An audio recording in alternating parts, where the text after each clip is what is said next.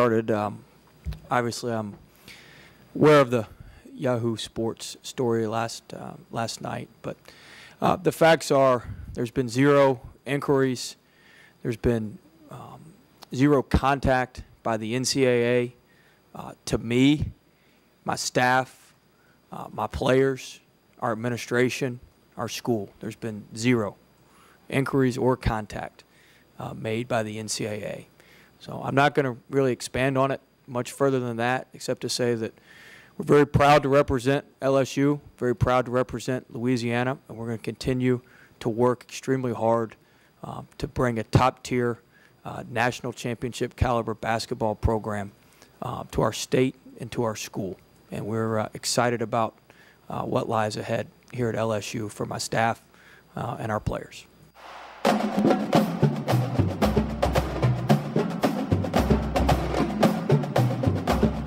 Hello and welcome to this week's edition of Tigers Roar. I'm Tommy Chrysan on Pelican Sports TV and joined by the Bud Man, Buddy Signs. You know this is not a post-game show. What? That'll come up Sunday, September 2, when the Tigers and the Miami Hurricanes play.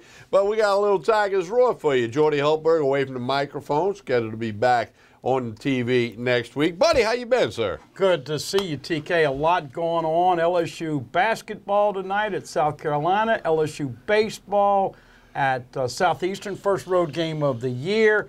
All these shock jocks are implicating Will Wade with his recruiting. You know Pete Thamel just was trying to take up for his boy Calipari and all these others. Will Wade is making inroads recruiting, and it's not in-state or in the SEC parameter. It's nationally, and you just heard him respond to that. Of course, P-Money, as you like to talk about, you and I were texting. Boy, it reminded me of the old days of Tommy Chrysan, a lefty out there for 5 innings shutting down LSU. I said, sit tight, they'll come back to win late, and they do prevail 10-3 with 3 dingers. They've got 8 home runs in 8 games. All of that, and we got spring football in 10 or 11 days, so a lot to go on and talk about, and as always, good to be with you. And plenty to talk about tonight, and Buddy, you're right on that story that came out, Will Wade, LSU basketball. He's working his tail off on a recruiting trail. Now, let's leave a little crack in the door. 3 years from now, 2 years from now, there's a big problem. We'll all have to say we were wrong. But I was on Eric Asher's radio show in New Orleans earlier this week on Sports 1280, and I said exactly what you said. I said, this is a writer looking for some attention. Somebody might have mentioned to him, oh, man, Will Wade's got to be doing something wrong over there. So then he makes a story out of it. And, of course, LSU has to respond to that. You have to react. So LSU issues a statement. Shortly thereafter, Will Wade issues a statement. And you have to go with that until you know anything else. And, Buddy, it goes back to one of the oldest rules of the land, evidence and facts. Okay? They have no evidence and facts at this point in time that Will Wade or LSU has done anything wrong. And I can promise you this, if Pete Thamel, that alleged sports writer, would have had anything, he'd have said it. If he'd have said such and such player got a box full of what, he'd have said all that. So, you know, and in a way it's getting kind of lost in the shuffle with the major problems that men's college basketball has nationwide with the FBI sting, and Sean Miller will never coach in the NCAA again after what happened at Arizona with a little wiretap action. So, you know, and it's all the big names, Michigan State, Duke, Kansas, Kentucky. I mean, all the names are involved, Louisville, you know, and it's just LSU's got some involvement in that report with Tim Quarterman and Jarrell Martin.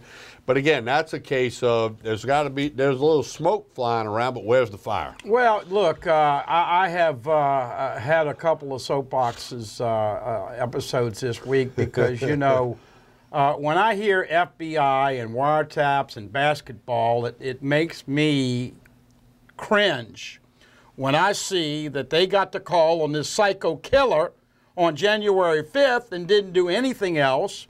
And there were 23 other calls about this wacko, and I'm supposed to respect the FBI, and they can't handle their business. What the heck are they doing dabbling in college basketball? Now, look, TK, I'm filling in for the lefty, Jordy Hultberg. He has told me on numerous occasions, I did get something to go to Baton Rouge and LSU. I got a double ice cream cone from Dale Brown. Yeah. You remember when the NCAA had the witch hunt on Dale and they found out they gave this guy a roast beef sandwich and extra fries and Tito Horford and all that? Dale called them Gestapo bastards. And then they went after him. Yeah. And they went after him, and they really never found anything. But we have to be smart and realistic instead of naive. Is there cheating in college athletics? Absolutely, across the board, probably in every sport. But Jay Billis says, hey, man, if you're going to go out to college hoops, what about football? And TK, you and I have seen the $500 handshake before. I've talked to Kentucky people that know if they had a big game, 20 and 10, double-double, look, they had a palm slap with $200, $300, $400, $500. It goes on.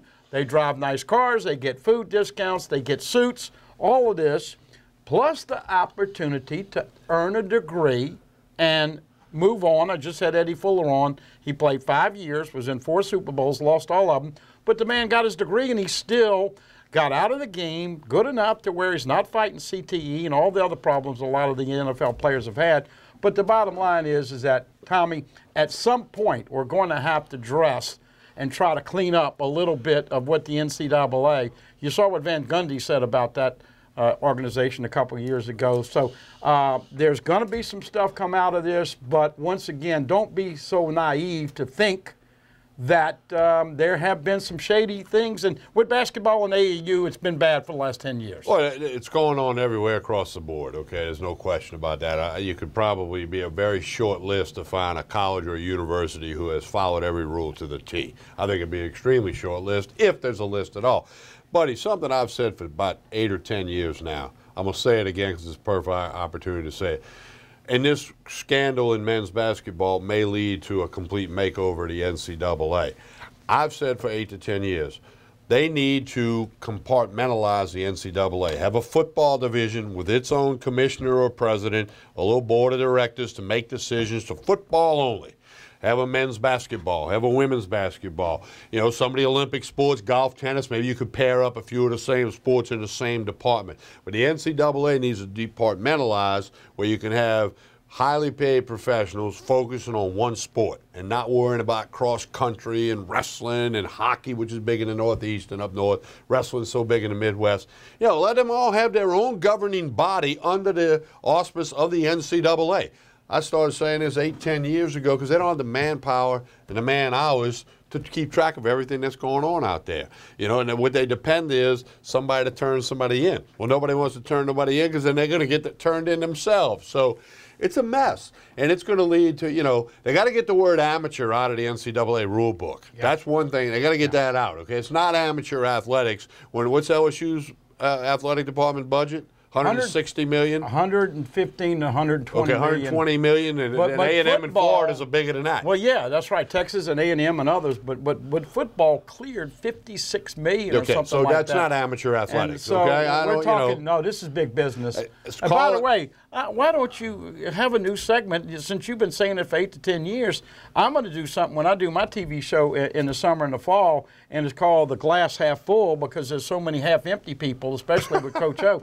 But you need to have a segment, The Cutting Edge, because you're on the cutting edge if you've been saying it 8 to 10 years. I mean, and it's an original idea. You know, we always borrow ideas sometimes. Who say we can't jam on a Wednesday night? Every now and then I come up with something. Shoot a three-pointer for us tonight, Jordy. Every now and then. But again, I mean, you know, it's not amateur athletics. To call the NCAA amateur athletics, that's like you going home tonight listening to an 8-track tape. It's just an antique idea. But here's the other problem that you have, TK. How many 8-track tapes you have? I don't have any that I know. I didn't know. I don't know where they are if I do.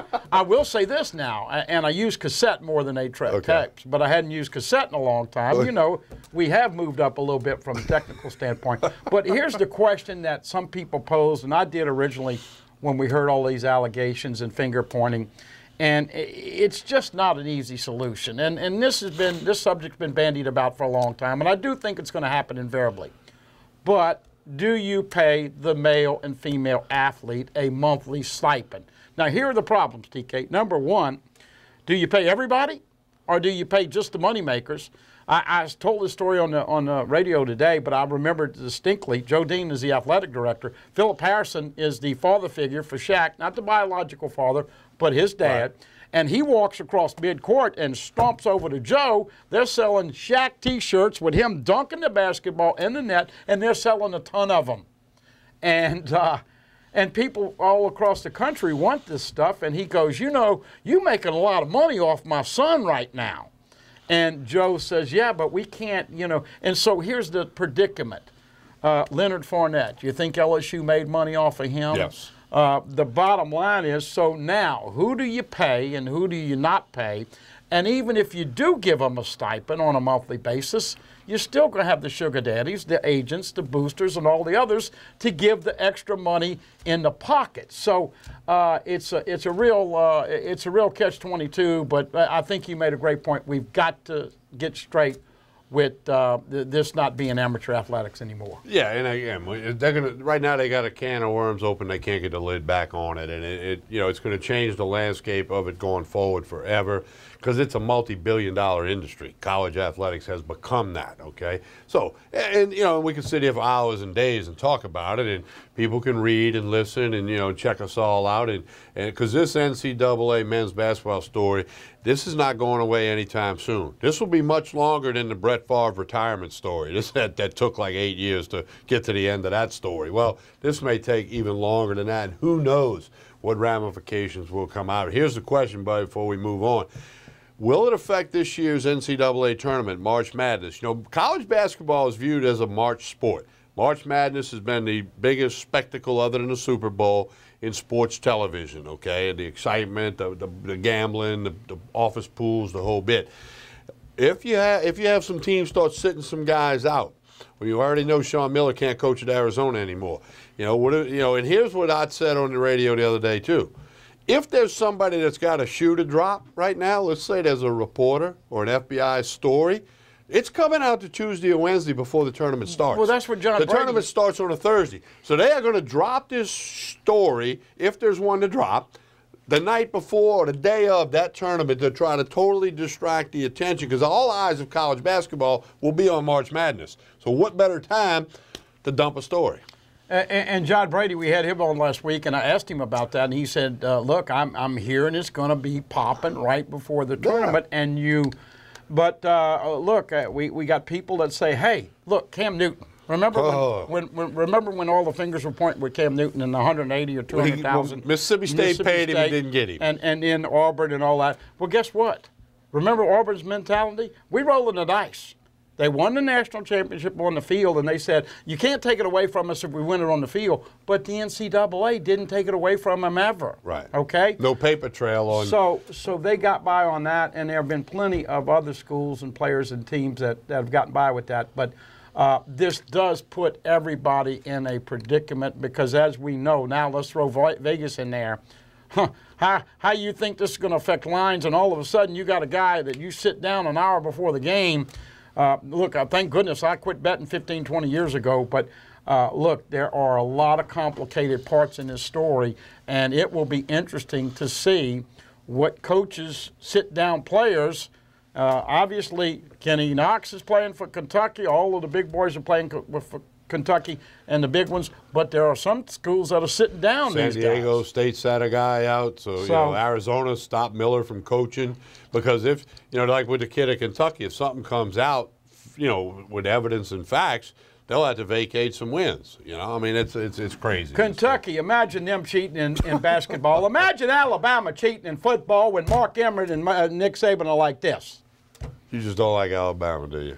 It's not that. I don't like the fact that they get the benefit of the doubt They're from the moving SEC. media days to Atlanta. They're getting them out of Hoover for you. Look. The basketball tournament's in St. Louis. You got bug eyes in the replay booth, okay? And now you got Buddy's Emmert. favorite ref, Tom Ritter. You got Emmert over in the NCAA. If something comes over the desk for Saban, this is what he does. He just does this. He looks across and says, let it go by. Look, I'm not trying to be a homer or sour grapes here.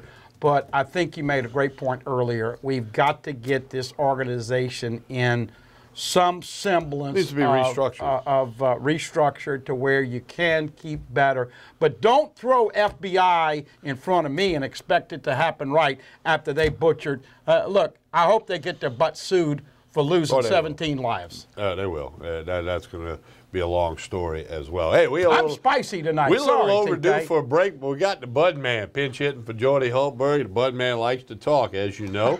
They can catch you 1 o'clock to 3 o'clock, Monday through Fridays on WUBR. So you're always keeping it spicy. I know that. I had some Manda sausage before this show, and I got to tell you, I didn't realize it was a hot variety. And folks, when you go to your local supermarket and deli, make it Manda each and every time. And oh, by the way, you know, for coming functions here, we're going to have a get-together with all of our listeners sometime this summer. And listen, we don't put on a couple of pounds just on going through the drive-through at Mickey D's. I mean, we're going to feed some good people, but always good to see you. And we're gonna have a lot of Manda and a lot of great food and cuisine. And because TK, this is let's not sugarcoat it. This is pretty big stuff going on with rebuilding in basketball and baseball and football. The next 18 months, you're going to pretty much see this thing play out right in front of your eyes. Gymnastics U.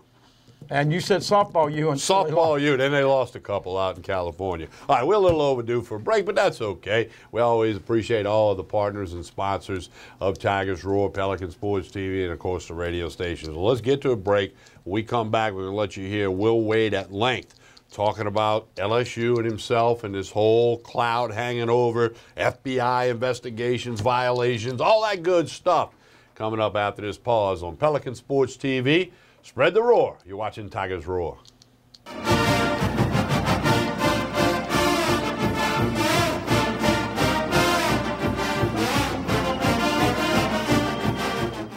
Hi, I am Dr. Farrell Frugier Jr., and I am a general dentist at Frugier Family Dentistry.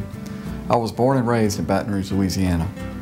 I went to Catholic High School, LSU, and LSU School of Dentistry in New Orleans, where I received my DDS degree in 1986. I always have and will continue to be committed to continuing my education, to invest in technology which makes the diagnosis and delivery of dentistry more thorough, more comfortable, and more aesthetically pleasing. In our practice, we are here to serve the patients. We want to improve their quality of life and to develop relationships with our patients. In dentistry, we have a chance to impact lives on a daily basis, not just by doing dentistry, but by getting to know them and being a part of their life. We also believe in giving back to our community. So every year, we give back to the Greater Baton Rouge Food Bank, Toys for Tots, and Mary Bird Perkins Cancer Center. Please stop by and visit our office. We would love to take care of you and your family. Hi, I'm Jordy Heltberg for Tremonti's Meat and Seafood Market at 12451 Old Jefferson Highway. Chairman's Reserve steaks, their pork, their chicken, their seafood, top of the line. Primo barbecue pits, Icy Tech coolers. They can go anywhere and cater anything for you.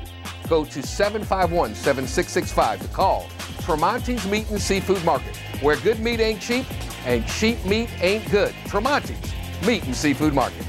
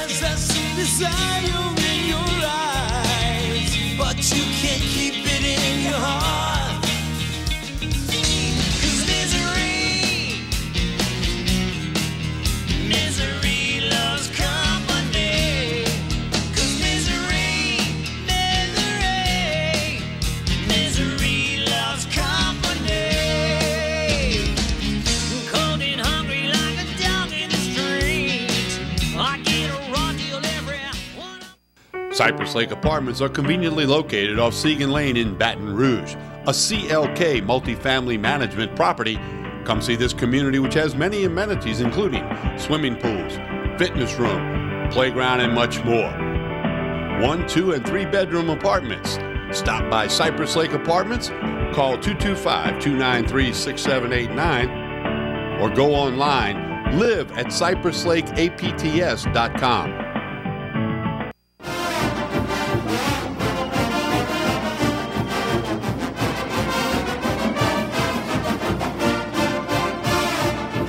We continue with Tigers Roar. Buddy Sanji, Tommy Chrysan with you. Time for you to hear from Will Wade. Going to talk about LSU, Will Wade, his staff, this is a cloud hanging over men's basketball, FBI, NCAA investigations, nothing going on at LSU. We want you to hear it straight from the head coach. Will Wade, Tiger basketball, here he is.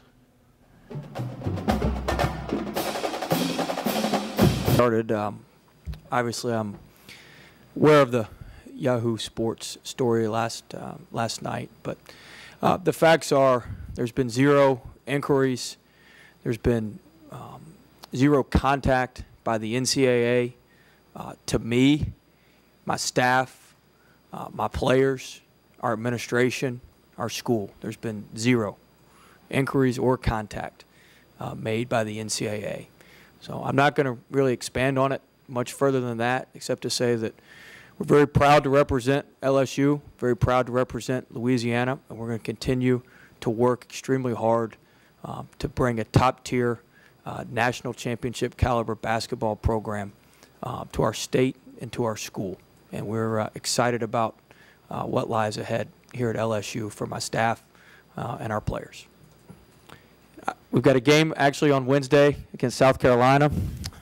Yeah, we play them.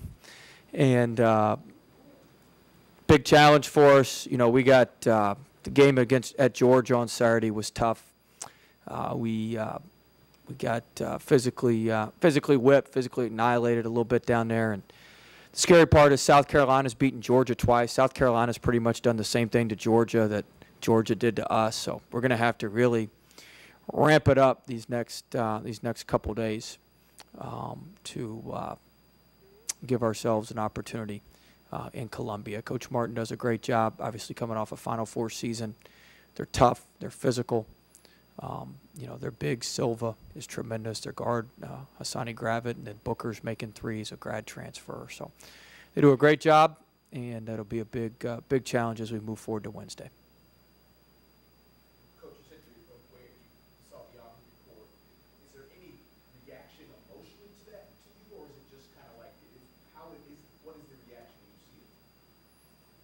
I mean, obviously you're disappointed, but I mean, it's the way of the world these days. So you just move on, and you got to focus on your program and your players. I've got players that need to be served. I've got players that have needs, and you know, you got to focus on our team. The season doesn't stop. The world doesn't stop. And we got to keep it moving and just really ratchet it up. And I try to focus my attention on things that need it and things that I get a return on the investment for it. So we're going to, you know, spend time with our players and spend time getting our team ready and as ready and prepared as we can for South Carolina on Wednesday. I don't know about that. I just know we work extremely hard to find the best fits for LSU wherever, you know, numerically all that falls. We don't spend a lot of time worrying about that. We just try to find people that have natural ties to Louisiana, people that have natural ties to LSU, and we recruit those folks. And you know, hopefully we find enough good ones that want to be here, and we were able to do that.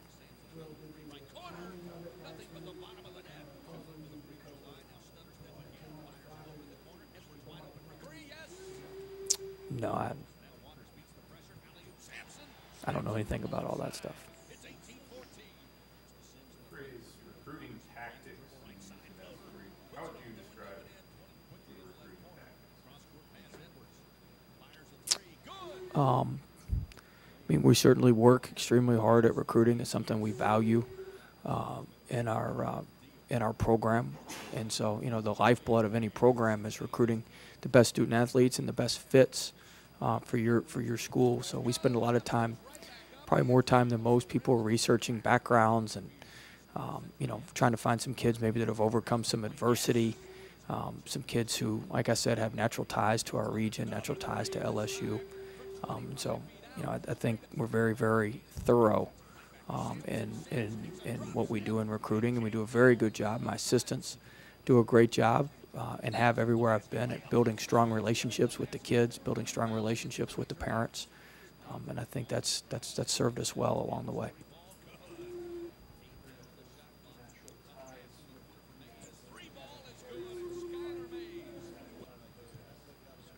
Well, they all have. I can't talk about one of them, but they all have natural ties to Louisiana, LSU, my staff. There's certainly, I think those have been pretty widely reported, but they all have, you know, something that would draw them here. College basketball overarching, when you see something like this as a college basketball coach, where do you think the disconnect is? Coaches, or is it just the amount of pressure? So maybe coaches get exposed to why the troubles in college basketball? I mean, I don't know. I can only speak for myself. I mean, I don't really get into what, you know, what's going on on the whole. I mean, we just got to worry about our shop and do the best job we can here at LSU. Do the best job we can, attracting the best players and do it within the NCAA bylaws.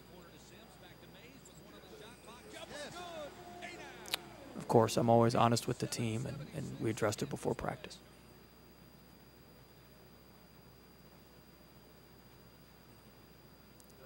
South Carolina is a really good team.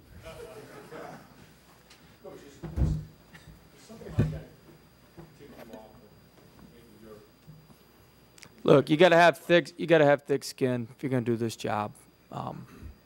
That's part of it, and so, you know, that's just it comes with the times. It comes with coaching at the high level.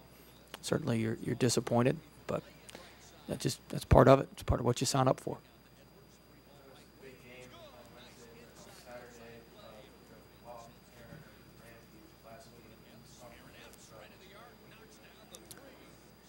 Yeah, I mean, they've been phenomenal. Randy, you know, the fifth-year thing can go bad when you don't play as much maybe as you're expecting, and Randy certainly wishes he'd played more. And, you know, maybe I should have played him more in some spots. But, you know, I think he's been an unbelievable teammate. He's continued to work hard all throughout the season. He's played through some knee injuries.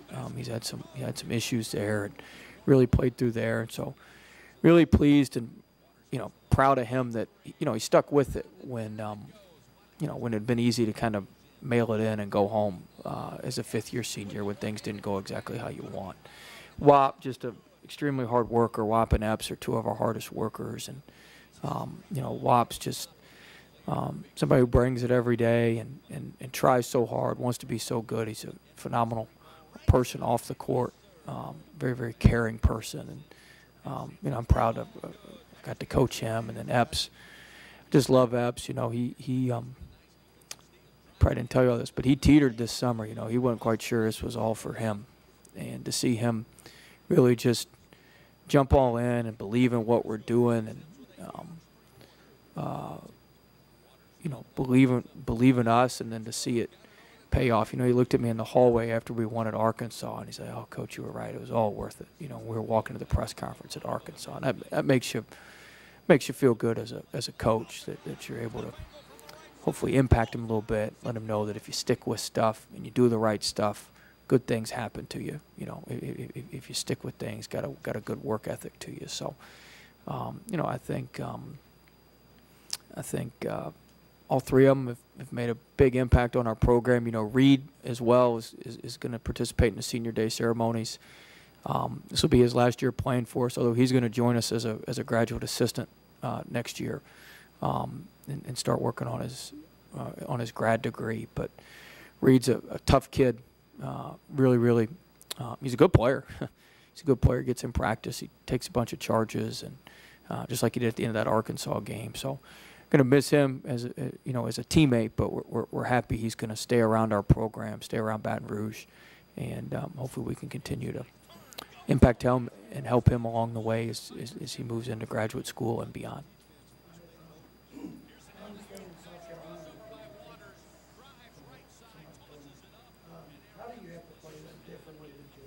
What's wrong with your voice?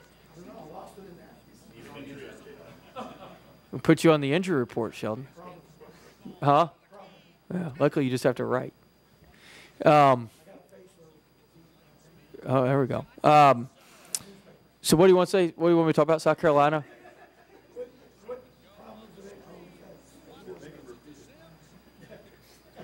I mean, well, they've got two bigs. I mean, obviously we struggled with, with Agbade and Mayton. They've got Silva and Kotsar, and they've got all sorts of different guys. So they've got two bigs. They shoot it. They shoot it better than Georgia does.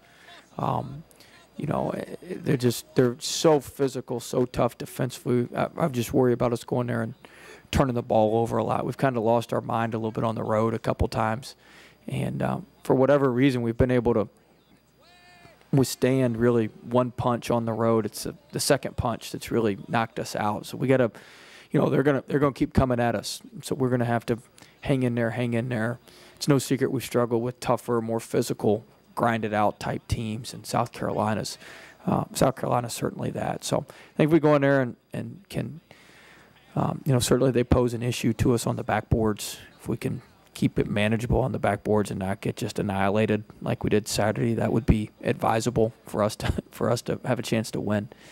But we need to do that and not get killed on the backboards, value the ball, not turn the ball over, and then be able to guard them inside and not just let them have layup lines at the front of the rim. And we gave up over 90 points to a team that struggles to score 60 points most days, and that was problematic.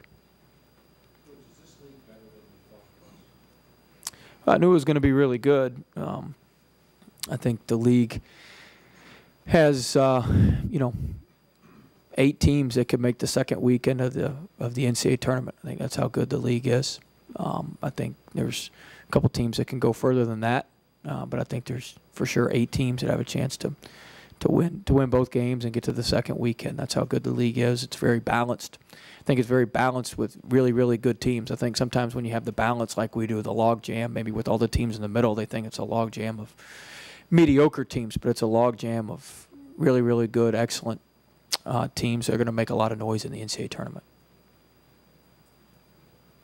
Anything else? Coach, I want to circle around one more time. But in your estimation, between LSU fans, boosters, students, all that, how certain are you that your recruiting tactics are 100% within NCAA laws? We answered that in the statement today. The NCAA is not looking into anything. I mean, we've had 0 inquiries. We released a statement today on all of that. So we stand with what we've said.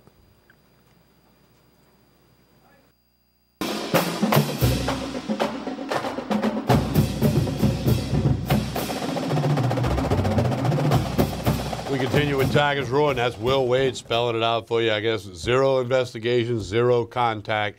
That's what it is as of now. Now, is that going to change? I don't know the answer to that. But right now, there's nothing, and you have to go with that for now. The parallel that I had when it was first, I saw it and people were texting me and all that, it almost made it sound like in that Shock Jock article that Will Wade was pulling a Hugh Freeze. You remember when Hugh Freeze? He's not. No, I know, but I hope I'm saying, he's not. You remember Hugh Freeze? Laquan Treadwell signs, he's on Twitter with nothing but $100 bills in front of him. All the other stuff that happened with Laramie Tunsil and all Smoking dope on the video, the whole bit. Kimdichie brothers and all. Look, none of us know exactly if they've given out extra roast beef sandwich or money, but knowing Will Wade and what he's brought to the table and the way he's conducted himself, he looks like a hard-working guy that knows the rules. He works his tails off. I think this is more jealousy than anybody. Like we said, if it comes back in a year or two and we have to apologize, we're wrong, we will. But right now, I trust Will Wade doing it the right way. You and I are among the many of our people in the media. When Ole Miss signed that unbelievable football class, we all said, well, let's see what happens in 3-4 years. Kaboom, it crashed, okay? Let's hope that's not the case for LSU. And I don't think it is. That's all you can do. Say, you got a kid I don't think it is. Let's say we hope it's not, because if it is, it's going to be kaboom, although North Carolina got off scot-free. Oh, well, that's why you asked me about Alabama. They've had so many things that get off scot-free. But look, the kid got a 5-star from Javonte Smart, who's right here in the backyard, best friends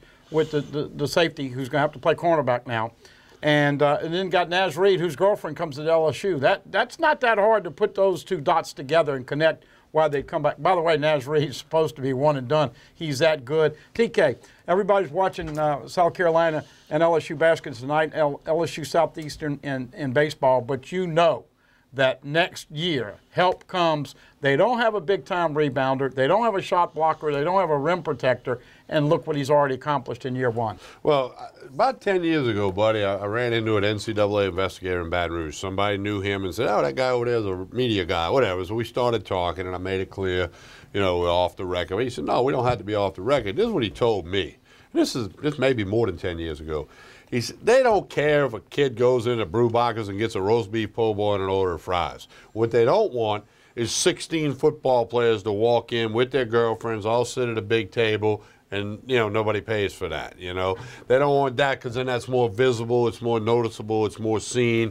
They're worried about the bigger things. They ain't got the manpower to worry about every roast beef sandwich, okay? So they're trying to worry about the automobiles, the big deposits into the bank account, and all that kind of stuff. Well, I don't mind them having better suits and clothes than us. And look, I got to deal with Team Honda, so I'm okay there. But there are perks to being an athlete. And you know, when we come back from the break, TK's going to expose exactly what he got. I got some money at Southeastern for laundry. Yeah. We were right to the brown door with it, but it was technically so we could wash clothes on the weekend because we had to stay for practice. Yeah. We got the clubhouse guy to wash the clothes, and we went to the brown door. You go a long way with $20 when I was in college with 15-cent beer. It's going to be interesting, though, to see how March Madness is, in fact, impacted and affected by this. And everybody knows AAU basketball has been a little dirty. Look, if you got a big-time kid, they know about him when he's 9 or 10. They've got him in shoes when he's 11. They've got him in all kinds of clothes and everything when he's 13. And he pretty much knows, AAU says, hey, if you're going to come with us, we sliding you to this school or that school or that school. That's about 14 or 15. And I think it is going to be tough to clean all that up. But as we've been talking about, well, let me tell you how crazy it has been, okay? And I'm gonna tell a story I don't think I've ever told before. Back in the day, when we were over there by the Xerox building. yeah, All right, Tasman Mitchell was about to be a freshman at Denham Springs. If you remember, John Fine and I were doing Denham football and basketball on the radio, a little project we had. John, I'm not so fine. Sonny Vaccaro, Yeah. Adidas guy, like the kingpin Yeah. of Adidas, somehow left a message for me at the Xerox building to give him a call.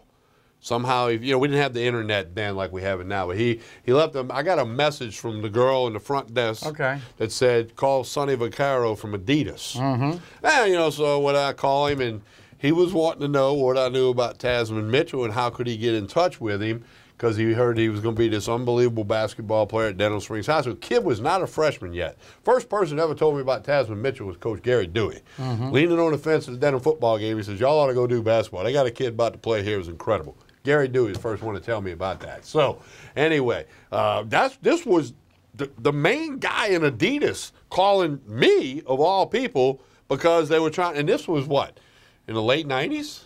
Yeah. That's 20 years ago, basically. Wow. Easily.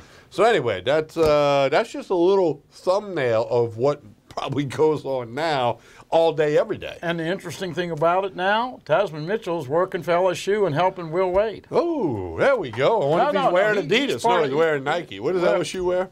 Nike? What do they wear?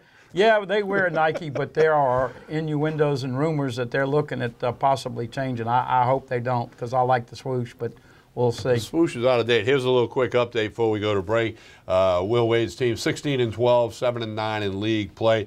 SEC tournaments in St. Louis, March 7 to 11.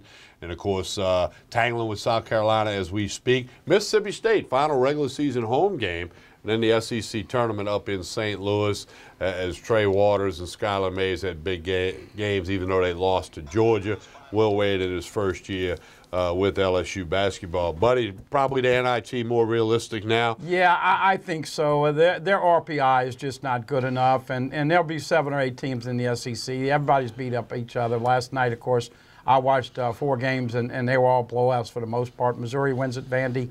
Tennessee clocked Mississippi State.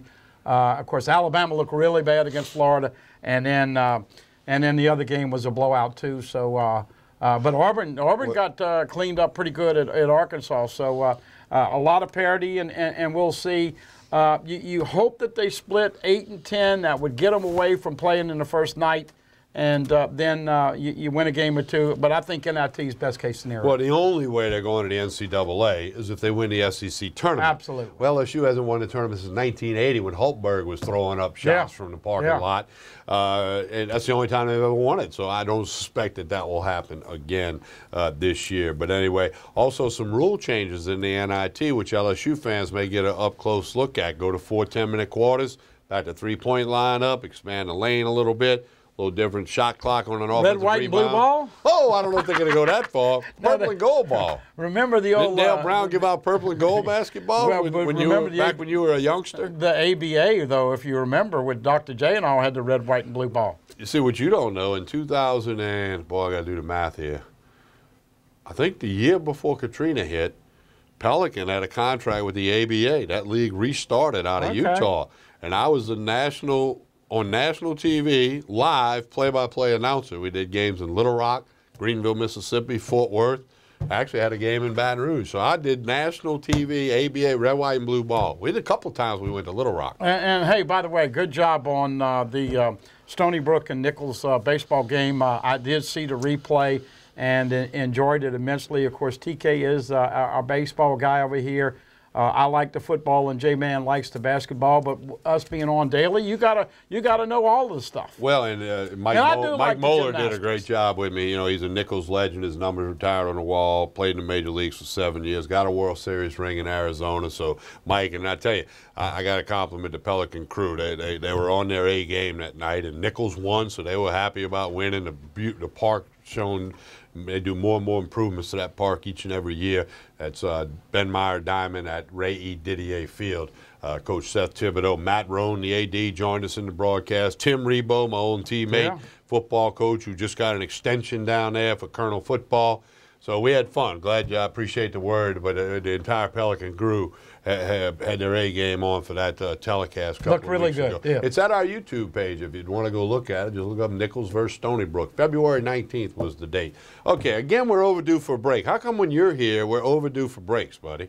I don't know, because you got to talk a lot. You got to pay the sponsor. So let's get to it. You talk a lot. Well, spread the roar. You're watching Tigers Roar on Pelican Sports TV. Baton Rouge, Lafayette, New Orleans. Stay with us. Right three.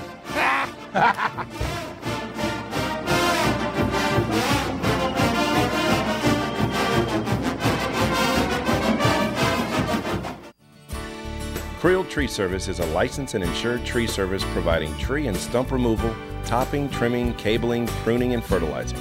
We have free stump removal with takedowns, free estimates, affordable rates, and senior citizens discounts. Call 774-TREE.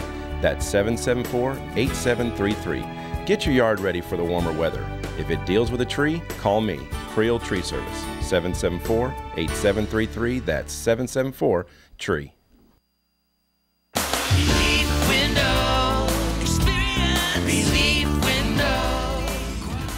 When my wife and I started Relief Windows, what we were trying to do, what our goal was to give a quality job to a homeowner.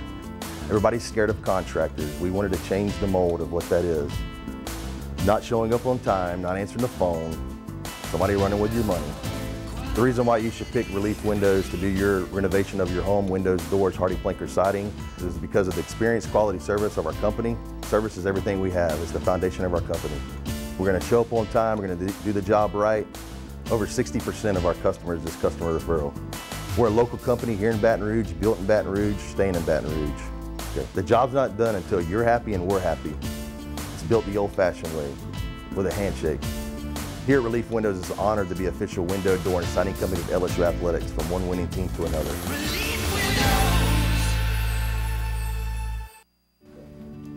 My name is Dr. Nicole Rogers, and I'm here in Old Metairie, Louisiana at Hair Restoration of the South, where your hair is our care. And I'd like to invite you to come and visit and discuss various options for treatment of thinning hair. These can include both medical and surgical options. You don't have to go straight to surgery. In the meantime, feel free to check out our website, hairrestorationofthesouth.com, and we look forward to seeing you soon.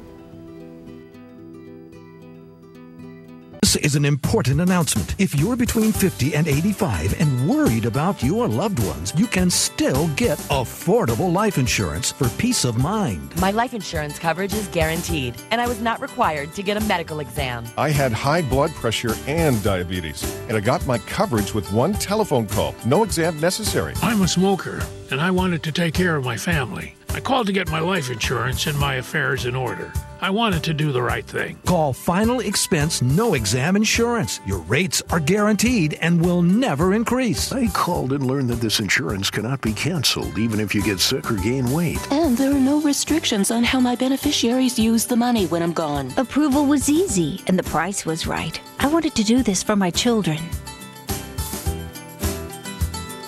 Call 800-654-9927, 800-654-9927.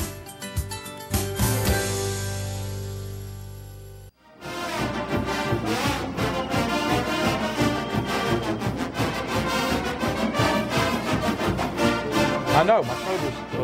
Hey, let's tell you about WUBR, home of the Jim Rome Show from CBS Sports Radio. The daily local lineup featuring Jordy Hultberg, the gentleman on my left, Mr. Buddy Sanji, myself, little Dave Scandaliato on Fridays, Carlos Brown Saturday mornings, through the evenings on weeknights, Louisiana Music Hall of Fame radio hosted by Mike Shepard.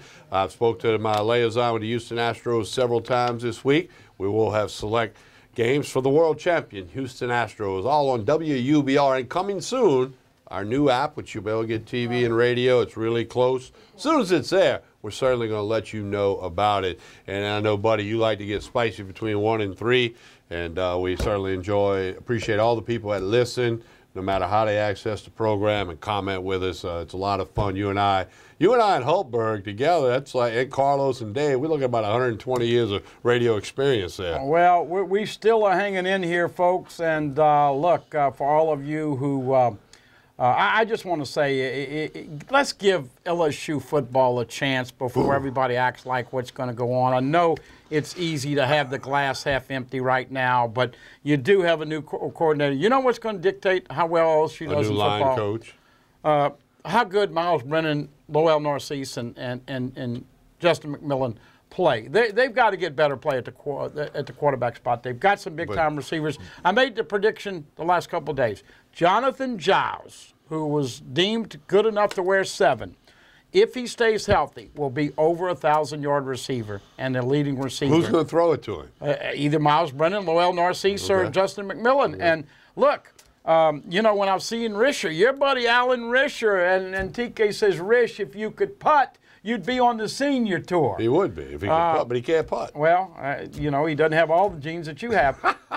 Rish and I were talking, and he says, you know, when I saw Miles Brennan, he says, it made me remember what I looked like when I came to LSU. Now, I said, Rish, he don't play basketball as good as you did. He said, probably not. He doesn't run as fast as He doesn't run as fast as Rish. And he doesn't have the ability to audibilize like Rish, but that has got to come with due time. Well, Ensminger's got to coach him up. You talk about some onions this year. Ensminger's got to coach him up. Ensminger's got to coach him up. But my point is this. Let's let spring evolve before you're sitting there and getting on the internet. They're going to go 6-6 or 5-7. They may, but nobody, including the players, the coaches, the mamas and daddies, know. And we do know this. They've got to beat Miami that first Sunday of the regular season. They can't start with a loss. And because losing to Notre Dame and losing Patrick Surtain, Junior to Bama, perception's a reality. Well, I'll get to football in a second, but to show people the magnitude of how fast fans react. 5 innings into game 1 of LSU Notre Dame, Twitter was blowing up with they got no pitching staff's terrible. And I'm thinking, we're 5 innings into game 1 of 56 regular season games. That's a little bit of an overreaction. Now, back to LSU football. Here's the problem for LSU football, buddy. The number one problem for LSU football this fall is, drumroll, it's the toughest schedule in the history of LSU football since 1893 when they began playing football by losing to Tulane. It is the toughest schedule they will ever play, have ever played to date. That's the problem for LSU football. How do you know that? Because you got the two teams in the national championship both come into Baton Rouge. Okay. Mississippi State beat you by 30 last year. You beat Auburn, but you got to go over there. Florida is expected to be improved. A&M's expected to be improved. Arkansas is expected to be improved. I mean, you know, it's Miami's going to be ranked ahead of LSU when they play on Sunday, September 2. It's from 1 to 12. It's the toughest schedule that this team has ever played on paper. Now you're right. Paper. Now you're right. In December, if Miami goes in the tank and other teams don't turn out to be what some people think they will be, then maybe it's not the toughest schedule. But as we sit here tonight, it's the toughest schedule in the history of LSU football, bar none. On paper. And on paper, last year LSU finished the regular season with 7 straight SEC games. Guess what happened to the last 4 or 5 teams?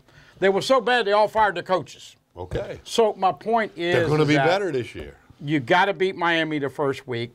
Your boys come in the second week. But they're going to beat Southeastern. And then you travel to Auburn.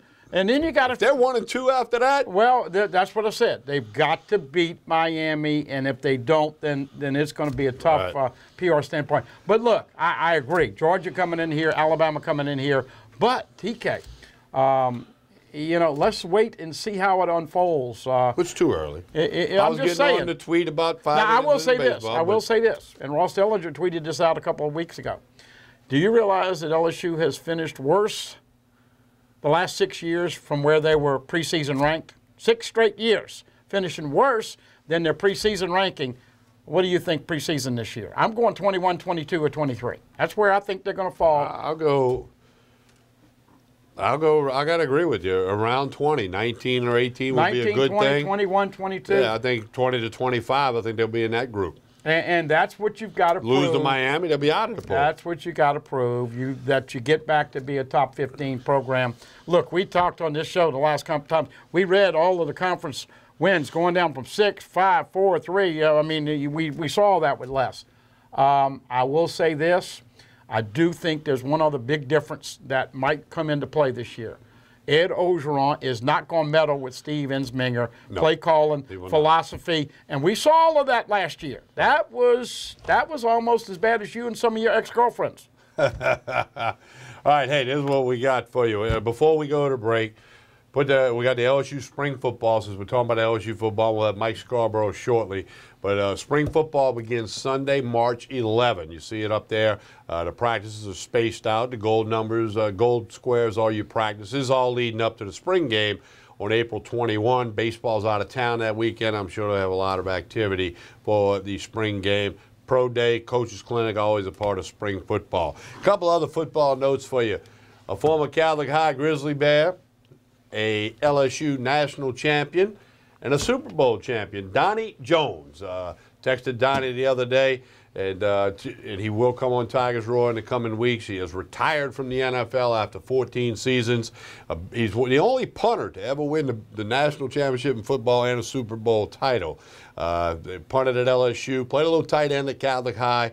You see him in his only punt in Super Bowl 52 right there for the Eagles. He also held for extra points and field goals. I know you've had him on the radio a couple times. He's going to come on Tigers Roar in a few weeks.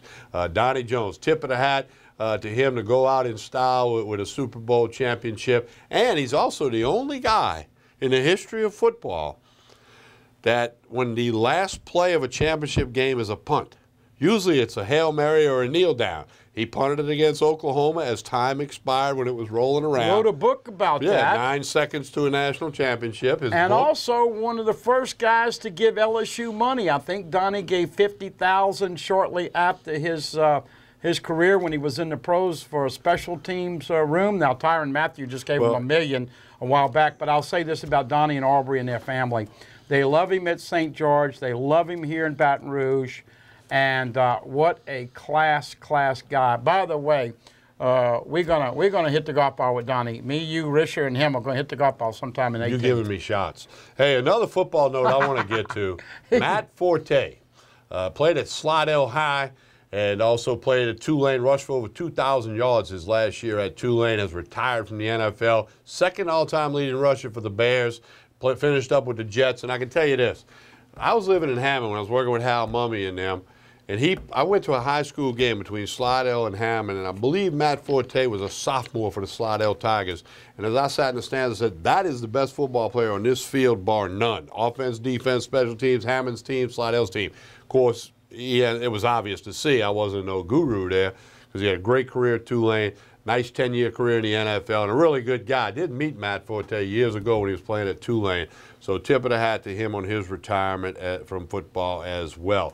Speaking of football, we're going to take a break, come back. We're going to speak with Mike Scarborough of TigerBait.com. We'll get the very latest on what's happening, and, of course, he'll tell you all about TigerBait.com right after this pause. He's Buddy Sanji. I'm Tommy Chrysan. Spread the roar.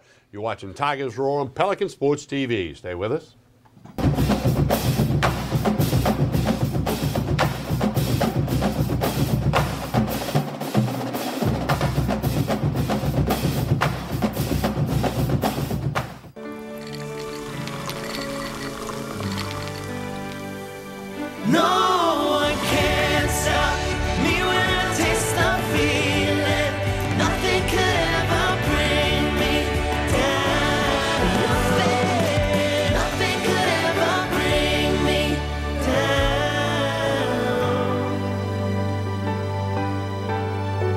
Taste the feeling.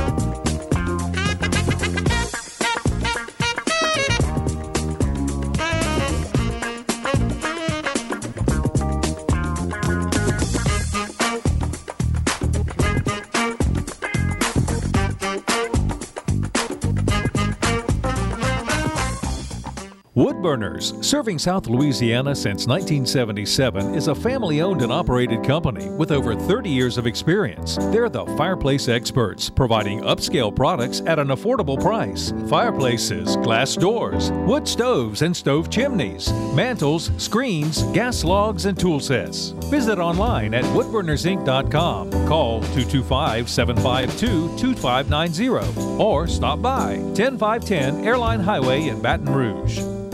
Hi, I am Dr. Farrell Frugier Jr., and I am a general dentist at Frugier Family Dentistry. I was born and raised in Baton Rouge, Louisiana. I went to Catholic High School, LSU, and LSU School of Dentistry in New Orleans, where I received my DDS degree in 1986. I always have and will continue to be committed to continuing my education, to invest in technology which makes the diagnosis and delivery of dentistry more thorough, more comfortable, and more aesthetically pleasing. In our practice, we are here to serve the patients. We want to improve their quality of life and to develop relationships with our patients. In dentistry, we have a chance to impact lives on a daily basis, not just by doing dentistry, but by getting to know them and being a part of their life. We also believe in giving back to our community. So every year, we give back to the Greater Baton Rouge Food Bank, Toys for Tots, and Mary Bird Perkins Cancer Center. Please stop by and visit our office. We would love to take care of you and your family. For Total Home Pest Control, who are you going to call? Call the Bug Man, 923-BUGS. For Total Pest Control for your home or business, call the original Salvant. Call the Bug Man today, 923-BUGS.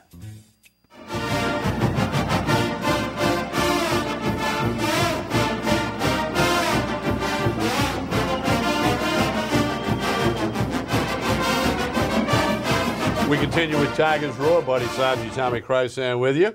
It is time for our weekly visit with Mike Scarborough of TigerBait.com. Good evening, Mike. How are you? Hey, good evening. Good to be with you again. Mike, big Rivals camp this past weekend. What do you got for the LSU fans? Well, it was in Mobile, Alabama. We would have liked to have had a camp in New Orleans, but Adidas is the outlet that puts it together, and they like to move it around. But there were some no-shows that we hope to get to the Houston Rivals camp. But that said, I think we had a really good showing. And, you know, of course, got to see Cardell Thomas, Tyrion Davis, got to see McKinley Jackson, the former 2020 LSU defensive line commitment. Both he and Cardell Thomas earned 5-star camp invites, which gives them all expense-paid trips in June to the NFL city and stadium where it's held. You know, I got to see Chandler Fields from Rummel out there in the quarterback spot. Lejeune from Warren Easton, who committed to Kansas Monday morning, and a bunch of others. So I think Louisiana, Mississippi, those two states afforded themselves very well in Alabama. And then the reports I got from the opening in Houston, the Nike camp, it seems like we had a better turnout and better players. So, and that's with guys like Sobsher and Stingley and others that did not make their way to Mobile that we hope to see in Houston. Mike, talk a little bit about just how loaded the state is for 19 and how many you think will be from Louisiana in the Rivals 100 at the final rankings. You know, we knew it was top-heavy, but as the spring and summer goes along, I think we're going to find out that it's also very, very deep. I mean, there's a lot of good football players in this state that other schools are going to be able to get a hold of from Louisiana just because, you know, LSU is going to be selective and, you know, they can't sign them all. I mean, there's a lot of good football players that maybe for one reason or another you don't like their measurables or this or that, but I think they're going to go on and have good college careers at Power 5 programs. Mike, like when you go over to Mobile, what exactly do the players do? What kind of drills? Well, they get to work in groups with the best players from the Panhandle of Florida, Alabama, Mississippi, also in the state of Louisiana. It's invite only. The day before on Saturday, there was a combine where a dozen kids who performed very well there were then given invites to return on Sunday morning. So after the rain cleared, we were at McGill-Tulane. You know, we got to see them all out there, one-on-ones, backs on linebackers, quarterbacks, receivers versus DBs. Got to see Brady Ward, the 2020 offensive lineman, the big 6'7" tackle that LSU has offered. His dad, of course, played with Adam Perry in the early 90s. And then we're going to have a bigger group. We're going to have a big group in Houston next month, and some of the kids from North Louisiana will be at the one in Dallas. Mike, with what LSU brought in the 18 class, if you could expand on a little bit now what you think the major positions that they've got to fill, and pretty obvious, you and I have had this discussion for a couple of months. They got to get a quarterback or two, got to get a marquee running back, 2 or 3, and now with Stingley right here in your hometown, how much is he a must in light of missing out on Goodrich and Surtain Jr.? I think Stingley's the #1 player in the state. Yeah, I was going to say, is he #1 player in the state, and how does LSU stand right now? I think he's #1. I mean, you always like that defensive tackle. I get it. I know, you know, when you see a guy like that, you're just, you don't know if he's going to be the next Glenn Dorsey or whatever. I've seen Sobsher. We filmed him multiple times. I haven't seen him dominate a game enough to say that he's the #1 player in the state of Louisiana. I know there's been some double teams, but even double teams at that level. I mean, not to say he's not a 5-star. I have him there. I get it. You can also say, well, you know, defensive backs are always in the state. So when you get that defensive tackle, so maybe you might want to go ahead and give the #1 spot to Sobsher. But if you're asking me which guy in 3 or 4 years is likely to be the highest draft pick, I'm going to say Stingley right now. Is he an LSU lean in your opinion? And talk about. I think LSU's in good shape, but it's like a lot of these kids. I'm not that are uncommitted. I'm not going to say that LSU's a lock for some of these guys. I think they're positioned well, but until you know, you got a football season to be played. Right. You know, There's a couple of factors going on. Yeah, it's you know, LSU comes out to shoot and loses by double digits to Miami. What's going to be the mood in this town? Uh-oh, I'm going to have some man to spicy sausage Well, right that'll here. have an effect on recruiting. And if 2 weeks later they lose to Auburn, they're 1-2 because they're going to beat Southeastern. I mean, you know, then what does that do on the recruiting trail? Yeah, I mean, it's, you know, for the last handful of years I go into the season and you say, okay, well, what do you think? Oh, I'm 9-3, 10-2. 9-3, 10-2. Been like that for a handful of years. Well, this year I'm looking at it and I'm in the 7-5, 8-4. On the good end. I have a hard time getting a 9-3. Yeah. Hey, one other. I think y'all are the same, right? Right. Yeah, I agree. Well, here's what I think best case scenario, and it starts with beating Miami. TK was just talking about the schedule, and on paper, it's one of the toughest in recent memory. In ever. But let's talk about a couple of games that are going to be toss-ups. The first game is Miami. They opened up the season, TK and Mike, 10 straight wins and lost their last 3 games. They've got to win that game. They go 2-0 with Southeastern, and then, of course, even if you lose to Auburn, Georgia and Alabama are here. So right off the bat, you're thinking 9-3 if you beat everybody else. Now, here's the question to tie in. I think that they're going to be playing Texas A&M. That's going to be a big game at the end of the year. So, Mike, how soon will Jimbo make up and have Texas A&M beating LSU? Is that the scenario? You know, it's not like you look at A&M's roster and you think, boy, Jimbo's got a ton to work with. No. But I don't think there's any doubt they're going to be better coached. I just don't. I think they will be. I do too. And you know what is the team status, the LSU team status, and what's their record going into that one at College Station? And is it Jimbo that gets that feather in the cap of getting A&M their first win over LSU since they joined the SEC? Hate to see the chief, John Chavis, leave. He's at Arkansas now. I know, but I'm just saying, at Texas A&M, we all know he took the money and ran over there. Booger McFarland talked to Jimbo a couple of days ago, and he told him, quite frankly, Jimbo, you are soft at Texas A&M. Jimbo agreed. Mike, a follow-up there. How is Jimbo going to affect the state of Texas? Now that you got Herman at Texas, just had number 3 ranked team recruiting in 18. You got Jimbo first year. He's got a bunch of people listening to him for 19.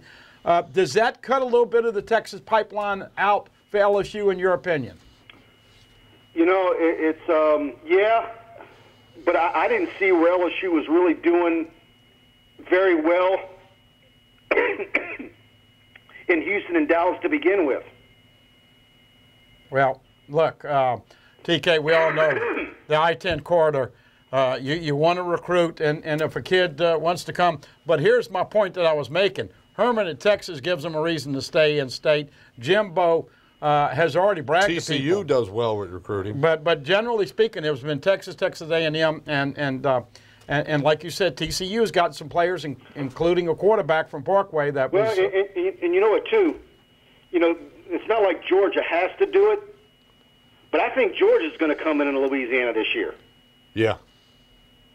Well, look, we always talk about the wall, and I'm not talking about President Trump, but you've got to build a wall around the state and keep people off. I've been saying that for 50 years. Well, no, but Les did a good job of that for a while. Saban did a good job of that. Oh, they had a run. I agree. But now, look, you remember the days where Miles did a good job of it because he did a pretty darn good job of maintaining it for a number of years. You know, now it's like, yeah, if the preseason AP poll comes out and they're 17th or 18th, I'm of the mindset that's too high.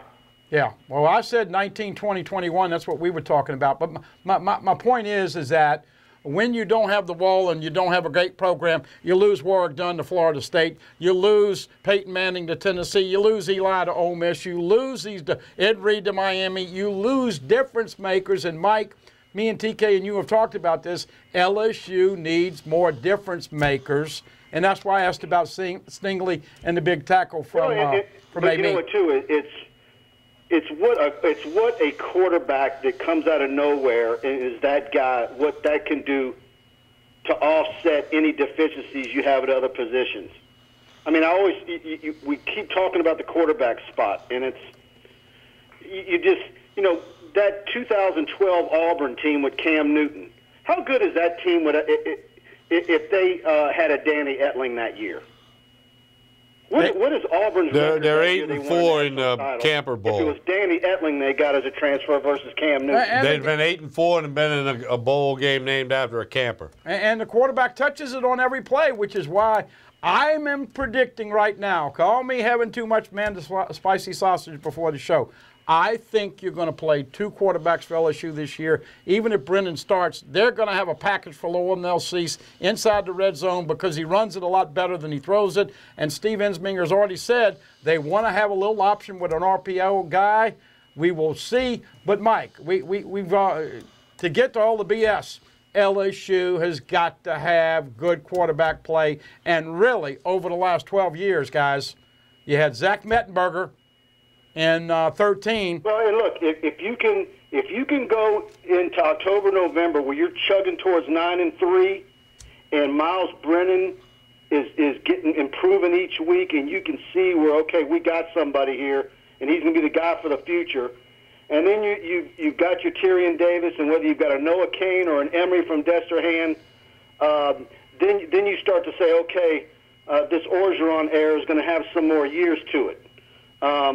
But if you come out to shoot and you lose to Miami and Auburn and you're heading towards 7-5, and you've got a handful of those difference makers for 19 in the state of Louisiana looking like they're heading out of state, then you're running into some serious trouble. Hey, Mike, tell us what's happening at TigerBait.com and why people need to subscribe today. That's it. Go to TigerBait.com. We got it all for you. Lots of recruiting, still rolling out stuff from the Rivals Camp Mobile. Got a bunch of recruits on campus this weekend, baseball, basketball. March 11th, spring football starts, and we're looking forward to that. Subscribe today at TigerBait.com. Mike, as always, we appreciate your time. We'll do this again next week. Thank you, man. Looking forward to it. Thanks. All right, that's Mike Scarborough, TigerBait.com. He's always got so much information. I know you have him on the radio, and you're always good. And you folks that have not been to TigerBait.com need to go do it. I had a guy that after we had the segment with Mike today, he sent me a little bit of a joke, and he said, can Will Wade recruit for football?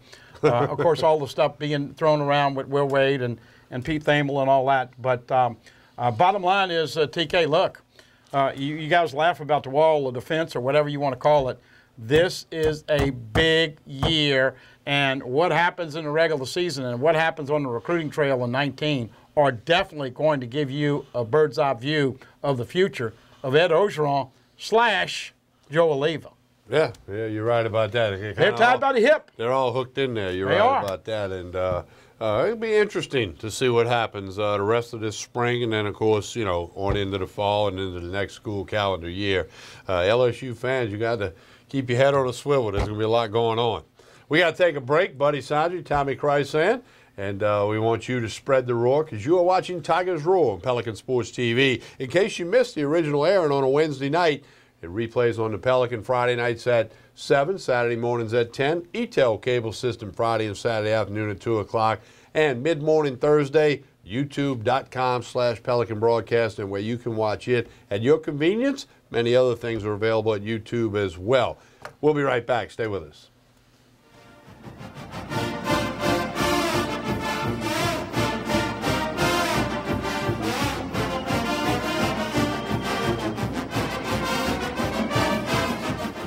I knew I could get myself out of this. I just needed some hope and some help. I took the first step to recovery when I made the call. If you're depressed, drinking, and using drugs, you may need help. And the Affordable Care Act guarantees coverage of substance abuse. Call the Addiction, Hope, and Helpline now for a free assessment. I had problems just getting to sleep, drinking and using pills every night. I feel like I'm losing control. I'm afraid I'll lose my job or even my family. Are you losing hope? You can recover and get back on track.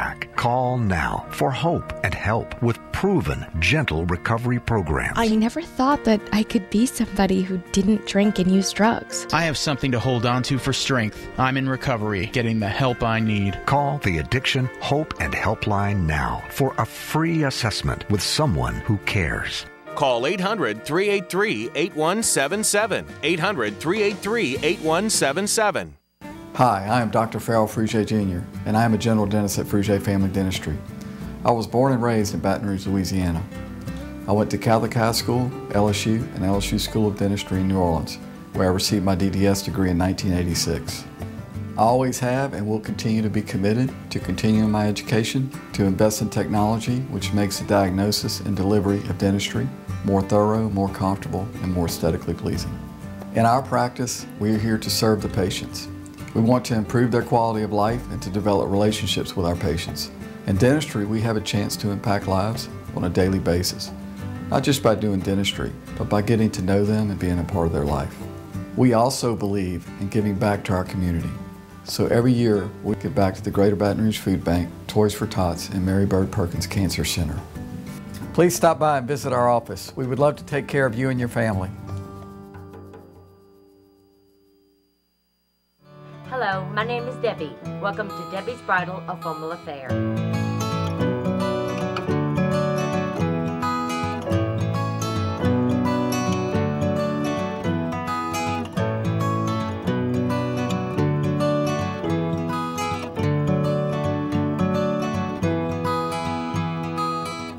My name's Raven. I work at Debbie's Bridal, and she makes your dreams come true. Hi, I'm Bobby Yarborough with Manda Fine Meats. Here at Manda, we know what the folks of South Louisiana love. They love great flavored smoked sausage, delicious deli meats, and specialty items like boudin and andouille sausage. Manda Fine Meats has been providing these products since 1947. We produce them right here in Baton Rouge, so you know you're always getting the freshest product at your local grocery store. Manda Fine Meats. Taste the fresh local flavor in everything we make. Make it Manda every time. Hello. Hola. Ni hao. Experience what the Baton Rouge International School can offer your children. Now welcoming displaced students for short and long-term stability.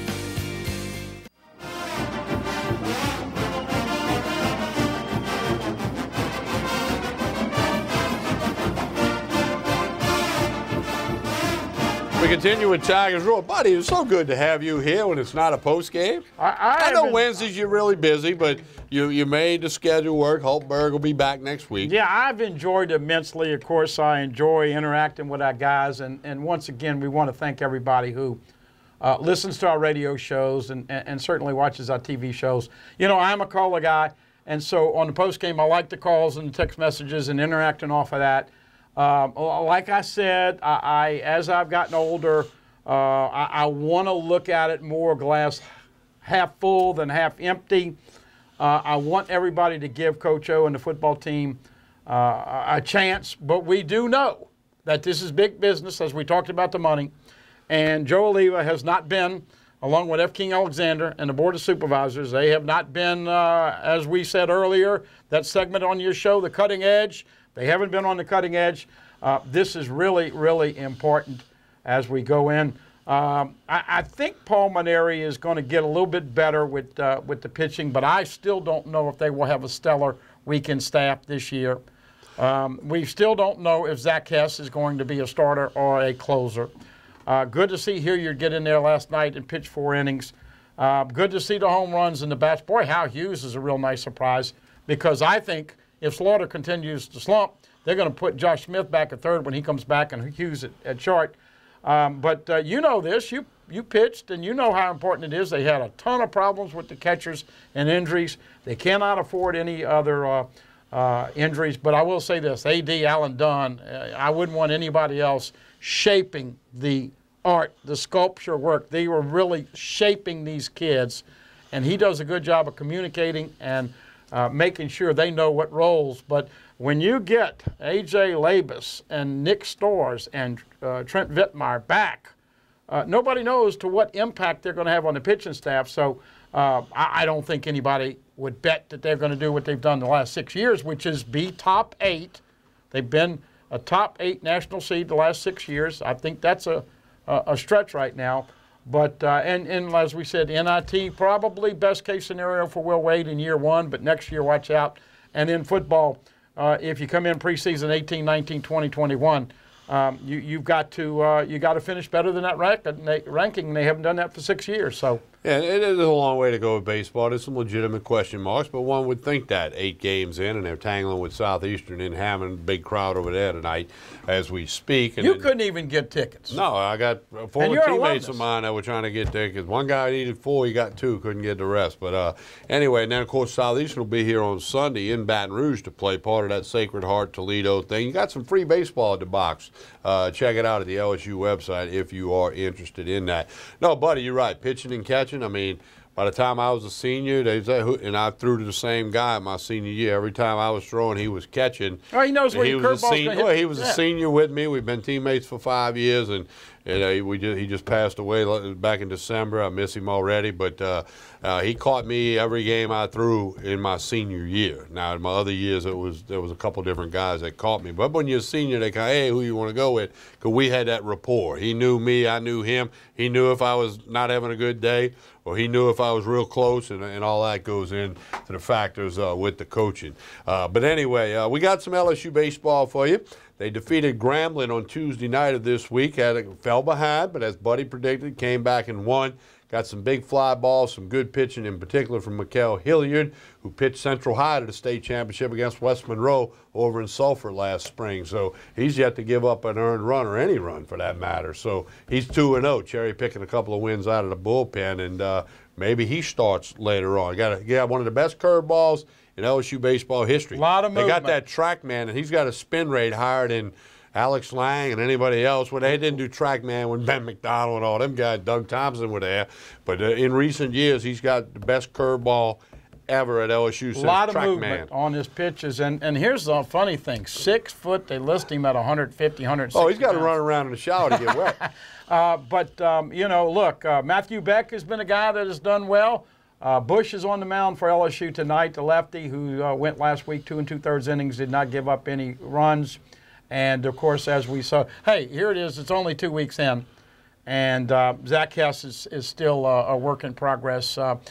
Did strike out the side in the first inning and had 10 Ks, his obvious career record. 6 innings, 99 pitches. So you know this guy is not going to be a premium pitcher. He's going to waste a lot of pitches. He doesn't throw that many strikes, but when he does have his stuff, he's really good. But Caleb Gilbert has been a little disappointing the first 2 outings. And Todd Peterson, they're going to give him one more chance, maybe another one. But he's gone twice, 4 innings, and has not been anything special. So 8 home runs in 8 ball games, but they have struck out fewer than any SEC teams. I think right now it's a work in progress. But look, you got to be confident with Paul Maneri and Alan Dunn and the way they shape these teams, and they will put the guys in the best position to win. Hey, listen, how many times do we hear people say it? I want to eat Omaha steaks in Omaha. Look, well, a lot of ground to cover. But you don't get any pop for finishing second. Les won a national championship and finished second, won the shutout. Paul Maneri won a national championship and finished second last year. And around here, you're only as good as your last win. And we know that. That's the way sports is, and that's the way coaches are judged these days. You're only as good as your last win, your last title, and your last championship. And they lost to Florida, and Florida's odds-on favorite to repeat as champ. They got pitching. Florida Gator baseball. Hey, let's hear from Coach Paul Maneri and a bunch of the players after the 10-3 comeback victory over the Grambling State Tigers on Tuesday night this week out at Alec Box Stadium, Skip Bertman Field. Enjoy.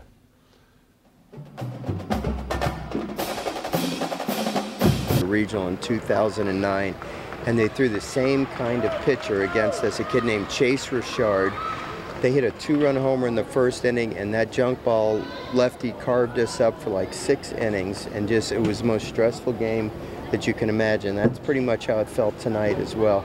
You give their kid a lot of credit, you know, he maximized his ability, threw a lot of strikes, kept us off balance, and they executed, you know. That's a really well-coached team, Grambling, and I have all the respect in the world for James Cooper, and each year they just seem to be getting better and better, and he does a tremendous job. And they really outplayed us for 5 innings, and And fortunately for us, our leader, unquestionable leader, Antoine Duplantis, started another rally for us. Really, he started the 2 rallies for us that got us off the schneid. Got us the first run with a base hit and then the steal, and eventually came home. And then there in the 6th inning, he got us going again right before Bryce's 3-run homer gave us the lead. And then after that, we kind of loosened up and got some good swings off. And of course, Mikael Hilliard was the story of the game. You know, he came in the 5th inning, excuse me, through 4 innings, 43 pitches. I don't know how many hits he gave up or how many strikeouts he had, but basically showed a lot of poise and took charge of the game for us. And we were able to go on to a victory that we needed to have, and it turned out to be a nice win. What is it about Mikael that he seems to do his best work when that guy gets to third base? Well, he's got good pitches. I mean, his fastball cuts like crazy, and he's got a good curveball. But tonight was what we saw all fall out of Mikael. You know, and AD talked to both he and Fontenot the other day after the Texas game and basically challenged them. You know, they've been pitching like they're a little bit afraid, and that wasn't what we saw in the fall. In the fall, what we saw was very aggressive, confident kids out there. So now Mikael stepped up and changed his whole approach and was attacking the hitters, and hopefully tomorrow night Fontenot will do the same. How much did you need? 3 guys to finish the game tonight, just knowing what your pitching situation is? Well, Mikael could have finished the game. I mean, he was only at 43 pitches, but, you know, I kept Cabrera out tonight because I wanted to pitch him. He hadn't pitched in a while, and I thought he threw the ball really well in addition to Mikael. So I was glad he got to pitch the 9th inning there.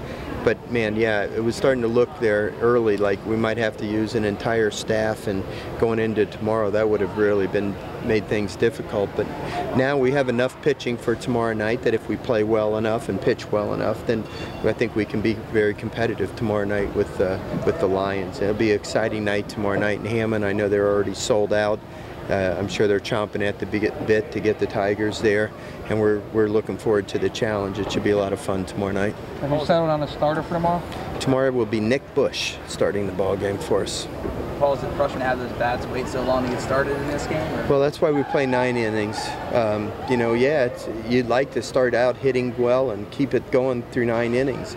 But if we started off hitting well and then fizzled out late in the game, we'd be criticizing that, you know. So it's hard to hit for 9 straight innings. Certainly, you know, Grambling got our attention with the way we, you know, struggled in the first 5 innings or so offensively, and they were doing some good stuff out there. I know they struck out a lot. Cam struck out a lot of batters, but they had some good hits, and they drew a lot of walks, and we helped them with a couple of wild pitches as well. It's a little frustrating, you know, but man, if you want to pitch, if you want to stymie the LSU Tigers, just throw a soft throw on left-hander that throws strikes. I've seen enough of those guys in the early part of the season. I hope I don't see any more of them the rest of the year. We hit so much better off guys that throw harder than we do those kind of guys. What do you think of Cam Downing? Well, like I said, you know, he struck out a lot of batters, but he gave up, what, 4 or 5 hits and walked, what, 6? 3? He did. No. Yeah, he only walked 3, or 4, walked 4. 4. Walked 3 in the first inning, didn't he? He had only one more. He only had 1 more after that? Oh, it seemed like he had a couple more after that. I'm sorry. You know, so what does that equal? 9 base runners in 4 innings? I mean, that's not, and a couple wild pitches. I mean, you know, he had some big strikeouts, and, you know, he threw some really good curveballs tonight, and I think there's a role that he can help us in by being able to do that. But, you know, just that's too many base runners for a starting pitcher, especially, you know, via the free pass. So, you know, I thought there was some good stuff, but I thought obviously it wasn't a real crisp performance, and that's why he only lasted 4 innings for us. Is this a run-hitting team with Bain knocking him out now? Oh, I'm not surprised Bain hit that ball. I watch him do it in practice every day. That ball was where Dykeman always hit him out there off the camera well, I think. Yeah, he was pretty excited about that one. You know, that 3-0 pitch, he teed off on it, that's for sure. But how about Hal Hughes hitting his first home run? I just chewed Hal out for hitting a pop fly to center field, you know, and I said, I'd rather see you strike out than hitting a lazy fly ball. So when he hit that next home run, he kind of gave me the stink eye when he came back into the dugout. I said, well, it's okay if you hit it in the air as long as it goes out of the ballpark. That'd be okay. You said at media day Hilliard was special because of his spin on the pitch. Yeah, he's got a tight spin on that curveball, RPM. What does that mean? Rotation per minute? Something like that? Sounds right. Sounds good enough. Huh? Okay. Yeah, he spins the ball like a major leaguer spins a curveball, and because of that, it's hard to pick it up, and it dives at the very end. That was Mikhail's vintage curveball today that you saw, but the key for him is throwing his fastball for strikes with that cutting action, and he did that as well. I thought Mikhail was really terrific tonight in every way. Okay. You did not get your Bo Jordan t-shirt. No, I won't be buying any Bo Jordan t-shirts, I can assure you of that. How about the bottom of this lineup just really stepping up over the past couple of games? The what? The bottom of the lineup just coming through when you need it most. Yeah, well, you know, we moved Brandt up to the top of the order today because we kept Cabrera out because we wanted to have him pitch. And, you know, Brandt did some good stuff again tonight. I don't remember exactly how many hits he had, but Hal was really, he carried the weight there, that's for sure. It was nice to see Jake Slaughter get a couple of base hits as well. Between you and your brother, as of now? I think it's 4. I think he had 2 the opening weekend, and that was it. And then I think I have 2. Okay. So. Mikhail obviously pitched well on the mound. You guys support him. Is he like that in practice also, just striking people? Oh yeah, I love Mikhail. He doesn't really throw a 4-seam. He has a little cutter that he throws 87, 88, 89, and his curveball. Well, his spin rate is above average major league pitcher. So his curveball is unbelievable, and he's a really energetic guy, and the whole team loves him. So. What's he like off the field? I mean, he's a pretty chill dude. He's very outgoing, and sometimes he's quiet, but I mean, you can just tell he's getting focused for the game. And other than that, honestly he's a great friend. He's always giving me a hug and everything, and I love him to death. And I wouldn't want anybody on the mound in a tough situation other than Mikhail. So. Coach said this is really the Mikhail you guys saw in the fall ball, sort of. Oh yeah, Mikhail in fall was very dominant. Him and Devin really stood out as the freshmen, and we knew we were going to have to count him in big games. And he came in when we were losing, and he shut the door, and he threw a bunch of zeros on the board, and that's all we needed him to do. Just pitching straight to the hitters, trying to get hitters out, trusting my defense, and my defense did pretty well. So that's it. You feel like you kind of got in your groove tonight. Coach said this is the Mikhail that everyone saw in fall ball that we didn't get to see much. Yeah, my curveball wasn't working for me in my early innings in the beginning of the year, but I found it in the bullpen earlier today, and I just produced and kept spinning it. Is that one of the biggest differences you felt today as far as going out there? Yeah, that's a really big difference because I can control my fastball, my curveball. It breaks a little bit harder than any of my other pitches, so I have to have control of that to get hitters out. My bad. Paul talk a little bit about how your RPM on your curveball is higher and right around the MLB, a little bit higher than MLB level. What is it that you do to get the ball out of your hand and create enough spin to get a good curveball? Just focus a lot of my power in my wrist and where I release that ball, and I feel like that's where all the spin comes from. What's going through your mind when you come in after Cam did all right, obviously better than last week, but what's going through your mind when you come in? Throw up as many zeros and help my team to get a W. How about the help from the hitting side? A bunch of runs, man. 10 unanswered runs for you guys for the team tonight. What was it like having that much help on the other side? I was so happy about that. Usually in high school, once you're down by a certain amount, you don't get the hitting that you need. The team kind of gives up. But I had a lot of faith in my team, and the hitters produced, so that's good for us. Does that help you relax a little bit, knowing that your team can really help you out? Yeah, I was sitting on the bench just like, all I got to do now is just shut them down for 2 innings, and I'll be all right. Let him run here. Really good. Really good. I swung as hard as I could and didn't feel like I hit anything, so it was a good feeling. I think you told us a couple days ago that was as hard as you could swing, so you got a little extra there. I swung it just as hard. I don't know what happened, but that's as far as I can hit a ball. Coach said, talking to us a little bit ago, that you nailed that one pretty much as far as Dykeman nailed them last week. Yeah, Greg texted me, and I just checked it, and he said, "Bro, chill." So I don't think he liked it very much, but we'll see. I'll call him tonight and find out. What was your response to that? I haven't responded yet. I'm still thinking about something. Nice. Another comeback win for you guys tonight. 10 unanswered by offense. But why could you guys? What's the reason you guys can't start fast? And where does it kind of kick in to where you guys start throwing all the runs? I mean, baseball's a long game. It's 9 innings. You have so many different chances, and I think the most important part is to finish strong, because I'd rather finish strong than start strong and then tail off.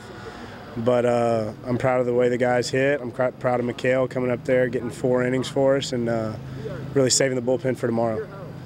Got it. Talk about Mikhail, man. 4 innings in relief for him tonight and a win. What does that mean? What do you think that means to him and you guys supporting him? Oh, that's a huge first win for his career, and there's many more to come. And he came up, and especially when you have 2 midweek games, and it puts a lot of stress on the bullpen. And for him to come up and take up 4 innings and throw really well, that really helps us for tomorrow. And it gave us a chance to win the game today. And our offense was able to blow it open afterwards. And so, I mean, kudos to him. He did a great job. Your thoughts on the bats kind of, being slow at first but coming alive in that second half of the game? Just like I said, I think it's a long game, and these hitters are really good hitters, and they just, after they seen it, then they came out and they did their thing, and really proud of those guys.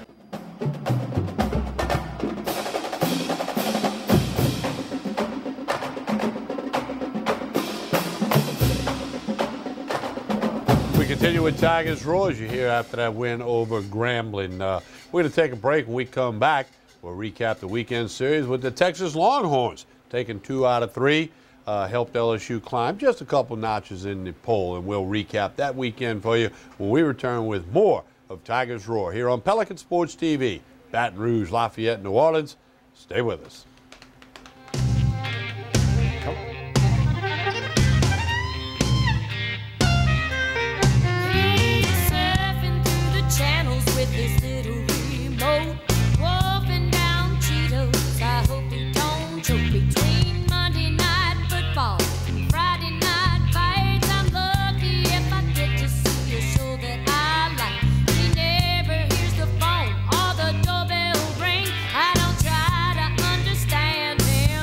It's a male flag.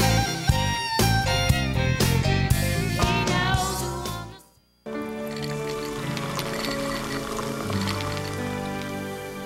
no one can stop me when I taste the feeling. Nothing could ever bring me down. Nothing could ever bring me down.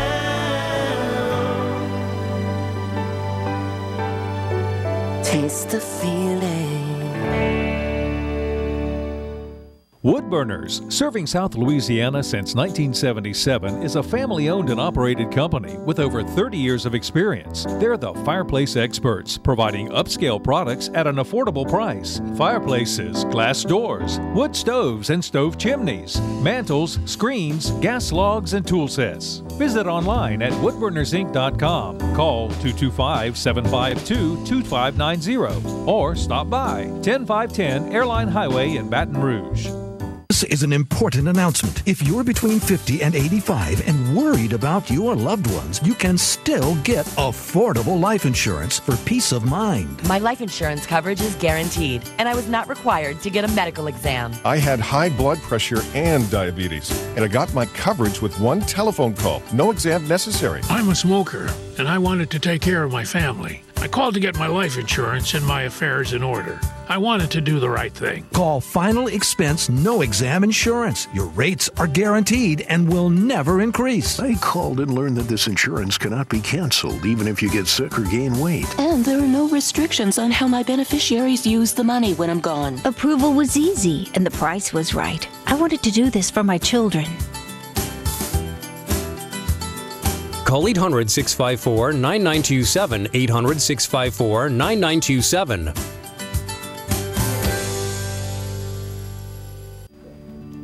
My name is Dr. Nicole Rogers, and I'm here in Old Metairie, Louisiana at Hair Restoration of the South, where your hair is our care. And I'd like to invite you to come and visit and discuss various options for treatment of thinning hair. These can include both medical and surgical options. You don't have to go straight to surgery.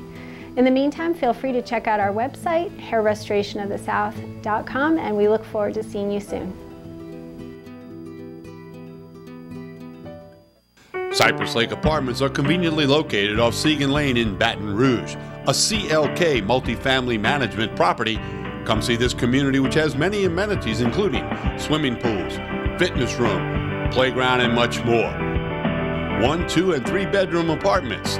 Stop by Cypress Lake Apartments, call 225-293-6789, or go online, live at cypresslakeapts.com.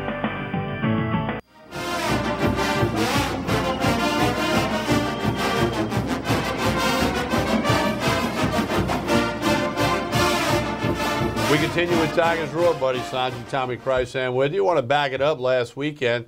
LSU hosted the Texas Longhorns, their first trip to the box since 1999. First time the teams met in baseball since LSU beat them in the championship series 2009 in Omaha.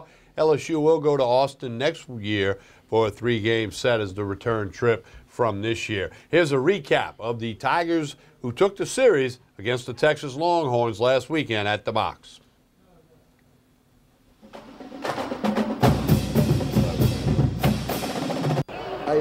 I had almost forgotten how fun it is to coach at LSU when you get starting pitching performances like that.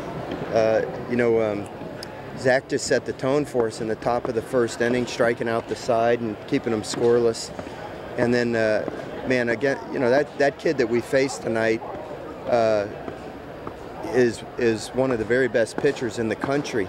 I mean, that would be a quality Friday night starter in the SEC. You're probably talking about a guy that's a late first round pick, maybe sandwich pick, maybe top of the second round type of guy. And I just thought our guys were absolutely relentless tonight at the plate.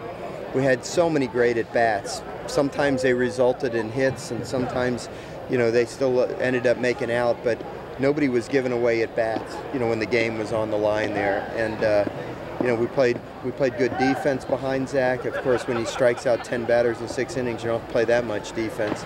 But just a great all-around effort by all of our guys tonight. And just really proud of them, and against a really good ball club and a great pitcher for us to come out on a Friday night and play as well as we did. What kind of lift does it provide when the bottom of your order is hitting like that?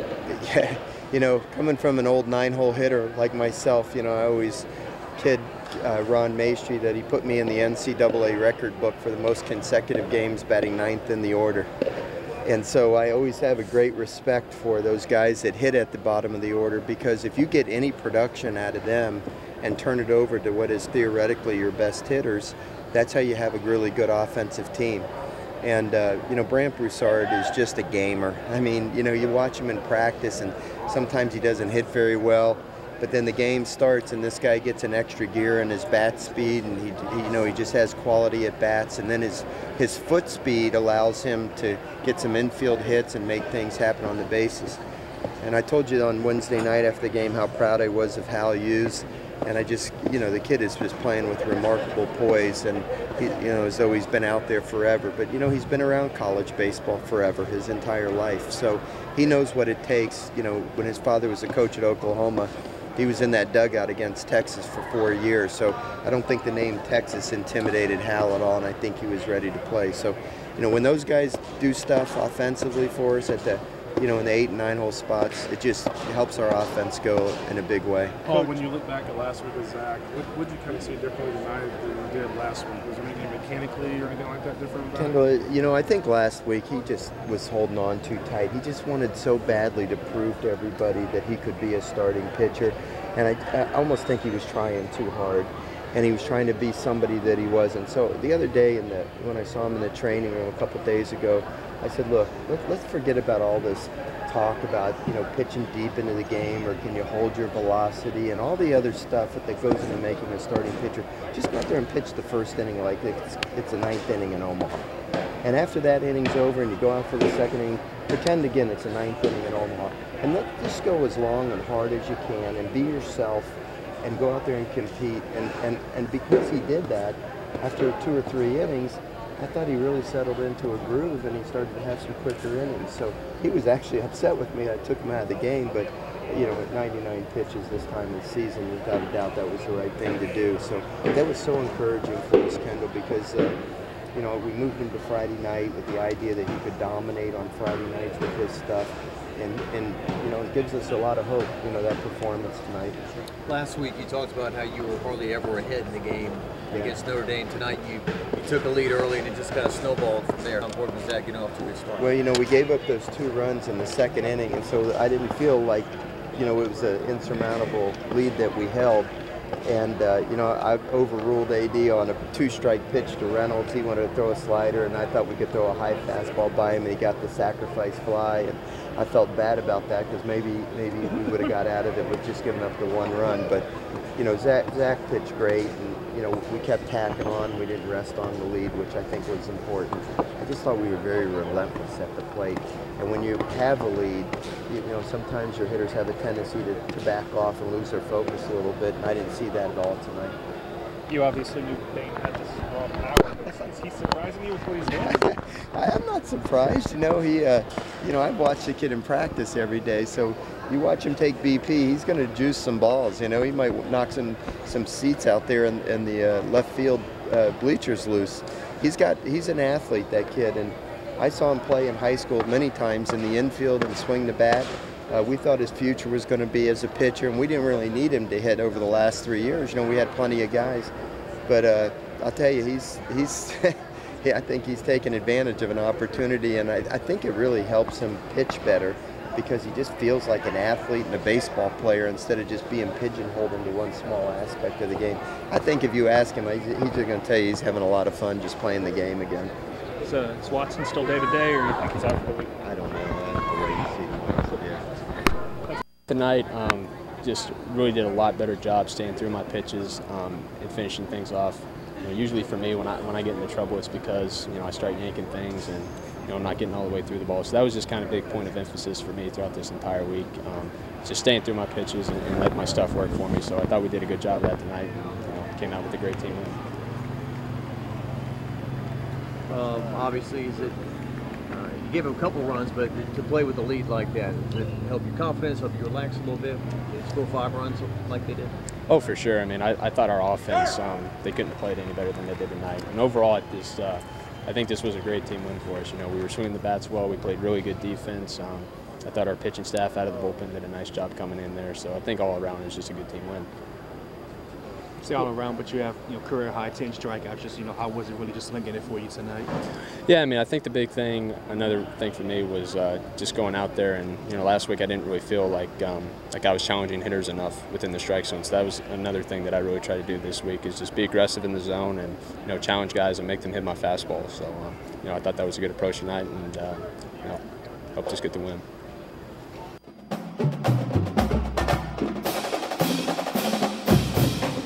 So, buddy, there's a long way to go for LSU baseball, and of course they're tangling with Southeastern now, and they got Toledo, Sacred Heart, who's from Connecticut, and Southeastern coming in on a weekend. A little bit of free baseball if you want to get out there and one of the other teams play each other, but LSU will play 7 p.m. against Toledo on Friday, 6 o'clock on Saturday against Sacred Heart, 3 o'clock on Sunday against Southeastern.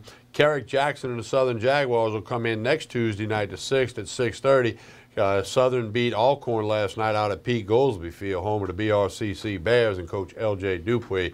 So, and then at 1 o'clock on Friday and Saturday, 11 o'clock on Sunday, there's free baseball, free admission as Toledo, Southeastern, and Sacred Heart are playing each other. So that's what's coming up for Paul Mainieri's Tigers, but a long way to go, buddy. Big shindig last Thursday with Skip Bertman, who's got and Augie 6. Garrido. Augie Garrido's got 4. Yeah. No, Augie's got 4. Skip's got 6, but LSU and Texas second behind USC. They've got 12. LSU and Texas have 6 national championships. Of course, Skip got 5, and Paul's got 1. Yeah. So I apologize there. But, hey, look, here's what I see. There was a big crowd out there, too. Big crowd out there. Hal Hughes playing really good defense and shortstop. Going into tonight's game, I know many of you are watching this at 8 o'clock, and they're playing, and so you have an idea what they're doing with Southeastern when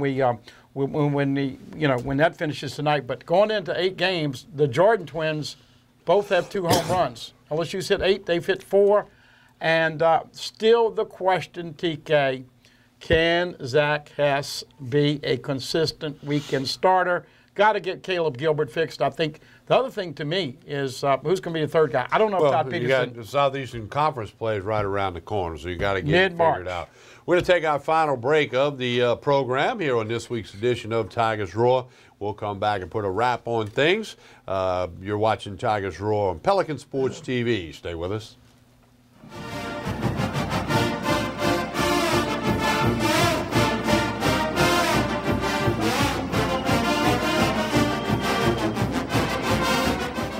Hello. Hola. 你好. Experience what the Baton Rouge International School can offer your children. Now welcoming displaced students for short and long-term stability. I knew I could get myself out of this. I just needed some hope and some help. I took the first step to recovery when I made the call. If you're depressed, drinking, and using drugs, you may need help. And the Affordable Care Act guarantees coverage of substance abuse. Call the Addiction, Hope, and Helpline now for a free assessment. I had problems just getting to sleep, drinking and using pills every night. I feel like I'm losing control. I'm afraid I'll lose my job or even my family. Are you losing hope? You can recover and get back on track. Call now for hope and help with proven, gentle recovery programs. I never thought that I could be somebody who didn't drink and use drugs. I have something to hold on to for strength. I'm in recovery, getting the help I need. Call the Addiction, Hope, and Helpline now for a free assessment with someone who cares. Call 800-383-8177. 800-383-8177.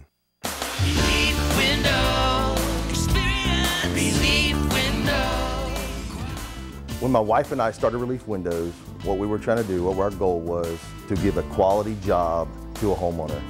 Everybody's scared of contractors. We wanted to change the mold of what that is. Not showing up on time, not answering the phone, somebody running with your money. The reason why you should pick Relief Windows to do your renovation of your home, windows, doors, hardy plank, or siding, is because of the experience, quality service of our company. Service is everything we have. It's the foundation of our company. We're going to show up on time. We're going to do the job right. Over 60% of our customers is customer referral.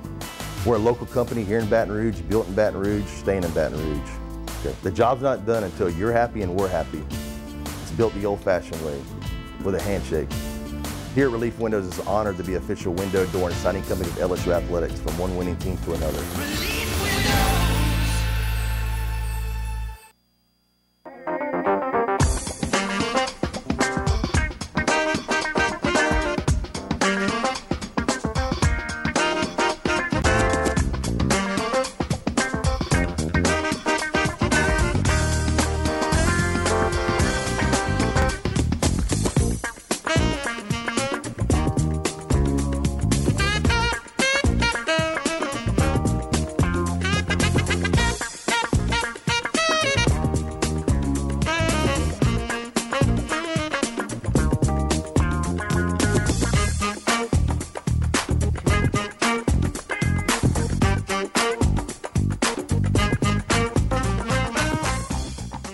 Acord Eye Clinic Vision Source is located on Perkins Road in Baton Rouge, offering full-service optical and lab work.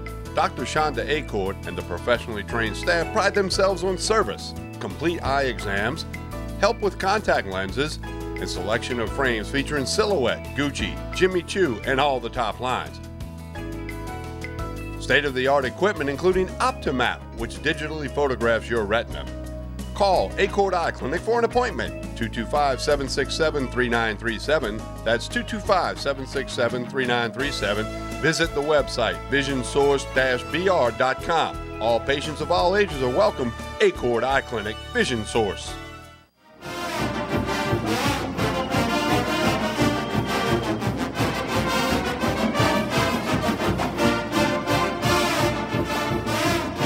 Back to Tigers Roar as we put a wrap on this week's edition. Don't forget, the original airing each week's on Wednesday night.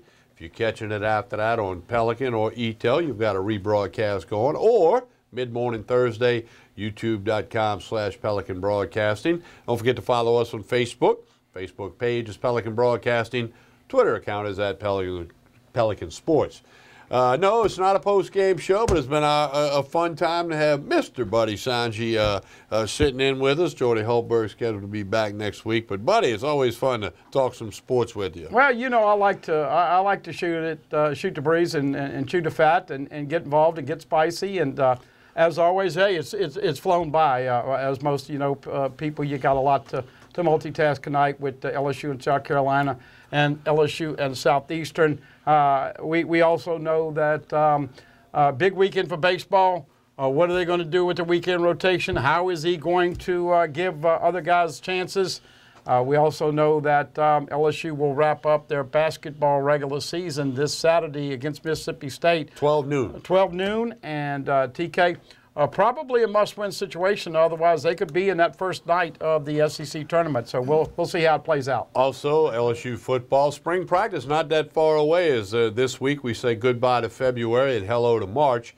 LSU spring football will start on a Sunday, March the 11th. They'll space out some practices and work it on out. They'll have pro day. They'll have a coaches clinic, as they always do. And then the spring football game will be Saturday, April 21 at 5 o'clock in Tiger Stadium. It will be televised on the SEC Network. And, Buddy, remember last fall they whacked Media Day and they whacked Fan Day. I think it was weather-related. They kind of said they might do something on the spring game. As we get closer to April 21, maybe some info will come out where the families and the kids can go out to Tiger Stadium ahead of the spring game on that Saturday, April 21. What I like about this schedule, obviously, as you know, my personal schedule, Tuesdays and Thursdays are much better. So if they give us some time out there this spring, we'll be calling in to TK and giving him some updates. I know that this is going to be an interesting year from a PR standpoint. I'm not going to mince any words. Not having a fan day is, in my opinion, uncalled for. You better realize who supports this program, and you better do everything you can to make the fans feel a part of it. They're paying big bucks. We all know about the reports about college football attendance lagging. Season tickets have gone down the last couple of years. This is not the time to be playing, no, we're not going to let the fans come to Fan Day. Media Day, they have inexplicably also... with the internet now, you almost don't need media. Well, I know, and it is coaches speak, but I'm just saying, from a PR standpoint, I think... No, they got to do something for the fans. The heck with the media. Whack the media. Again, we can get our information to pass along to the fans, but the fans, Buddy, you hit the nail on the head. That's who goes to the game. That's who buys hats and shirts and sweatshirts and buys stuff for the kids to wear, LSU gear and all that. So let's hope they kick back and do something for the fans around the spring game. And remember, number 7, Jonathan Giles, if he stays healthy, this guy is special, might be a punt returner. Interesting to see if LSU is better at the line of scrimmage this year, but we all know the big question, who will be the starting running back and who will be in the mix at quarterback. All right, let's appreciate Buddy Sanji again. We do want to thank Mike Scarborough of TigerBait.com. He gave us his report. He's been joining us on a weekly basis for almost a year now, so we appreciate Mike, and we want you to check out TigerBait.com. Don't forget the radio station, WUBR, 9:10 a.m., smartphones, tablets, mobile devices. Check it all out. Got a new app coming soon. We'll be letting you know about that as soon as we can. We're going to blast it on radio, TV, social media as soon as we do know. So, Buddy, it's been a lot of fun. Hey, thank you for your time and appreciate it. As always, a lot of good stuff. Hey, it takes a lot of people at the Pelican to put this thing together. Buddy and I just sit here and talk. Most importantly, we thank you for watching and for spreading the roar. On behalf of everybody at Pelican, have a very good evening, everyone.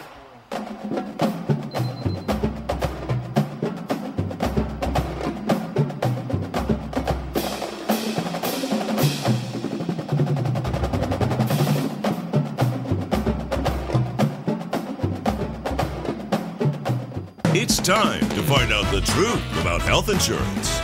True or false? I can't get health insurance because I missed the open enrollment period. False. If you had a life change, such as moving, getting married, having a child, or a job loss, you are eligible to buy a new policy. I don't have a life-changing event, so I can't get health insurance. False. You can purchase affordable short-term policies even if it's not open enrollment. I have to spend hours shopping around for an insurance policy that's right for me. False. Call Healthcare will connect you with licensed agents that do the work for you. comparing hundreds of options, making sure you get a policy that fits all your needs at the best price. Call now and we'll connect you to a licensed agent that will answer all your questions. The call and the service are free, so what are you waiting for? Call Healthcare, getting the coverage you need at a price you can afford. Call now. Representatives are standing by to assist you. My name is Dr. Nicole Rogers, and I'm here in Old Metairie, Louisiana at Hair Restoration of the South, where your hair is our care. And I'd like to invite you to come and visit and discuss various options for treatment of thinning hair. These can include both medical and surgical options. You don't have to go straight to surgery. In the meantime, feel free to check out our website, hairrestorationofthesouth.com, and we look forward to seeing you soon.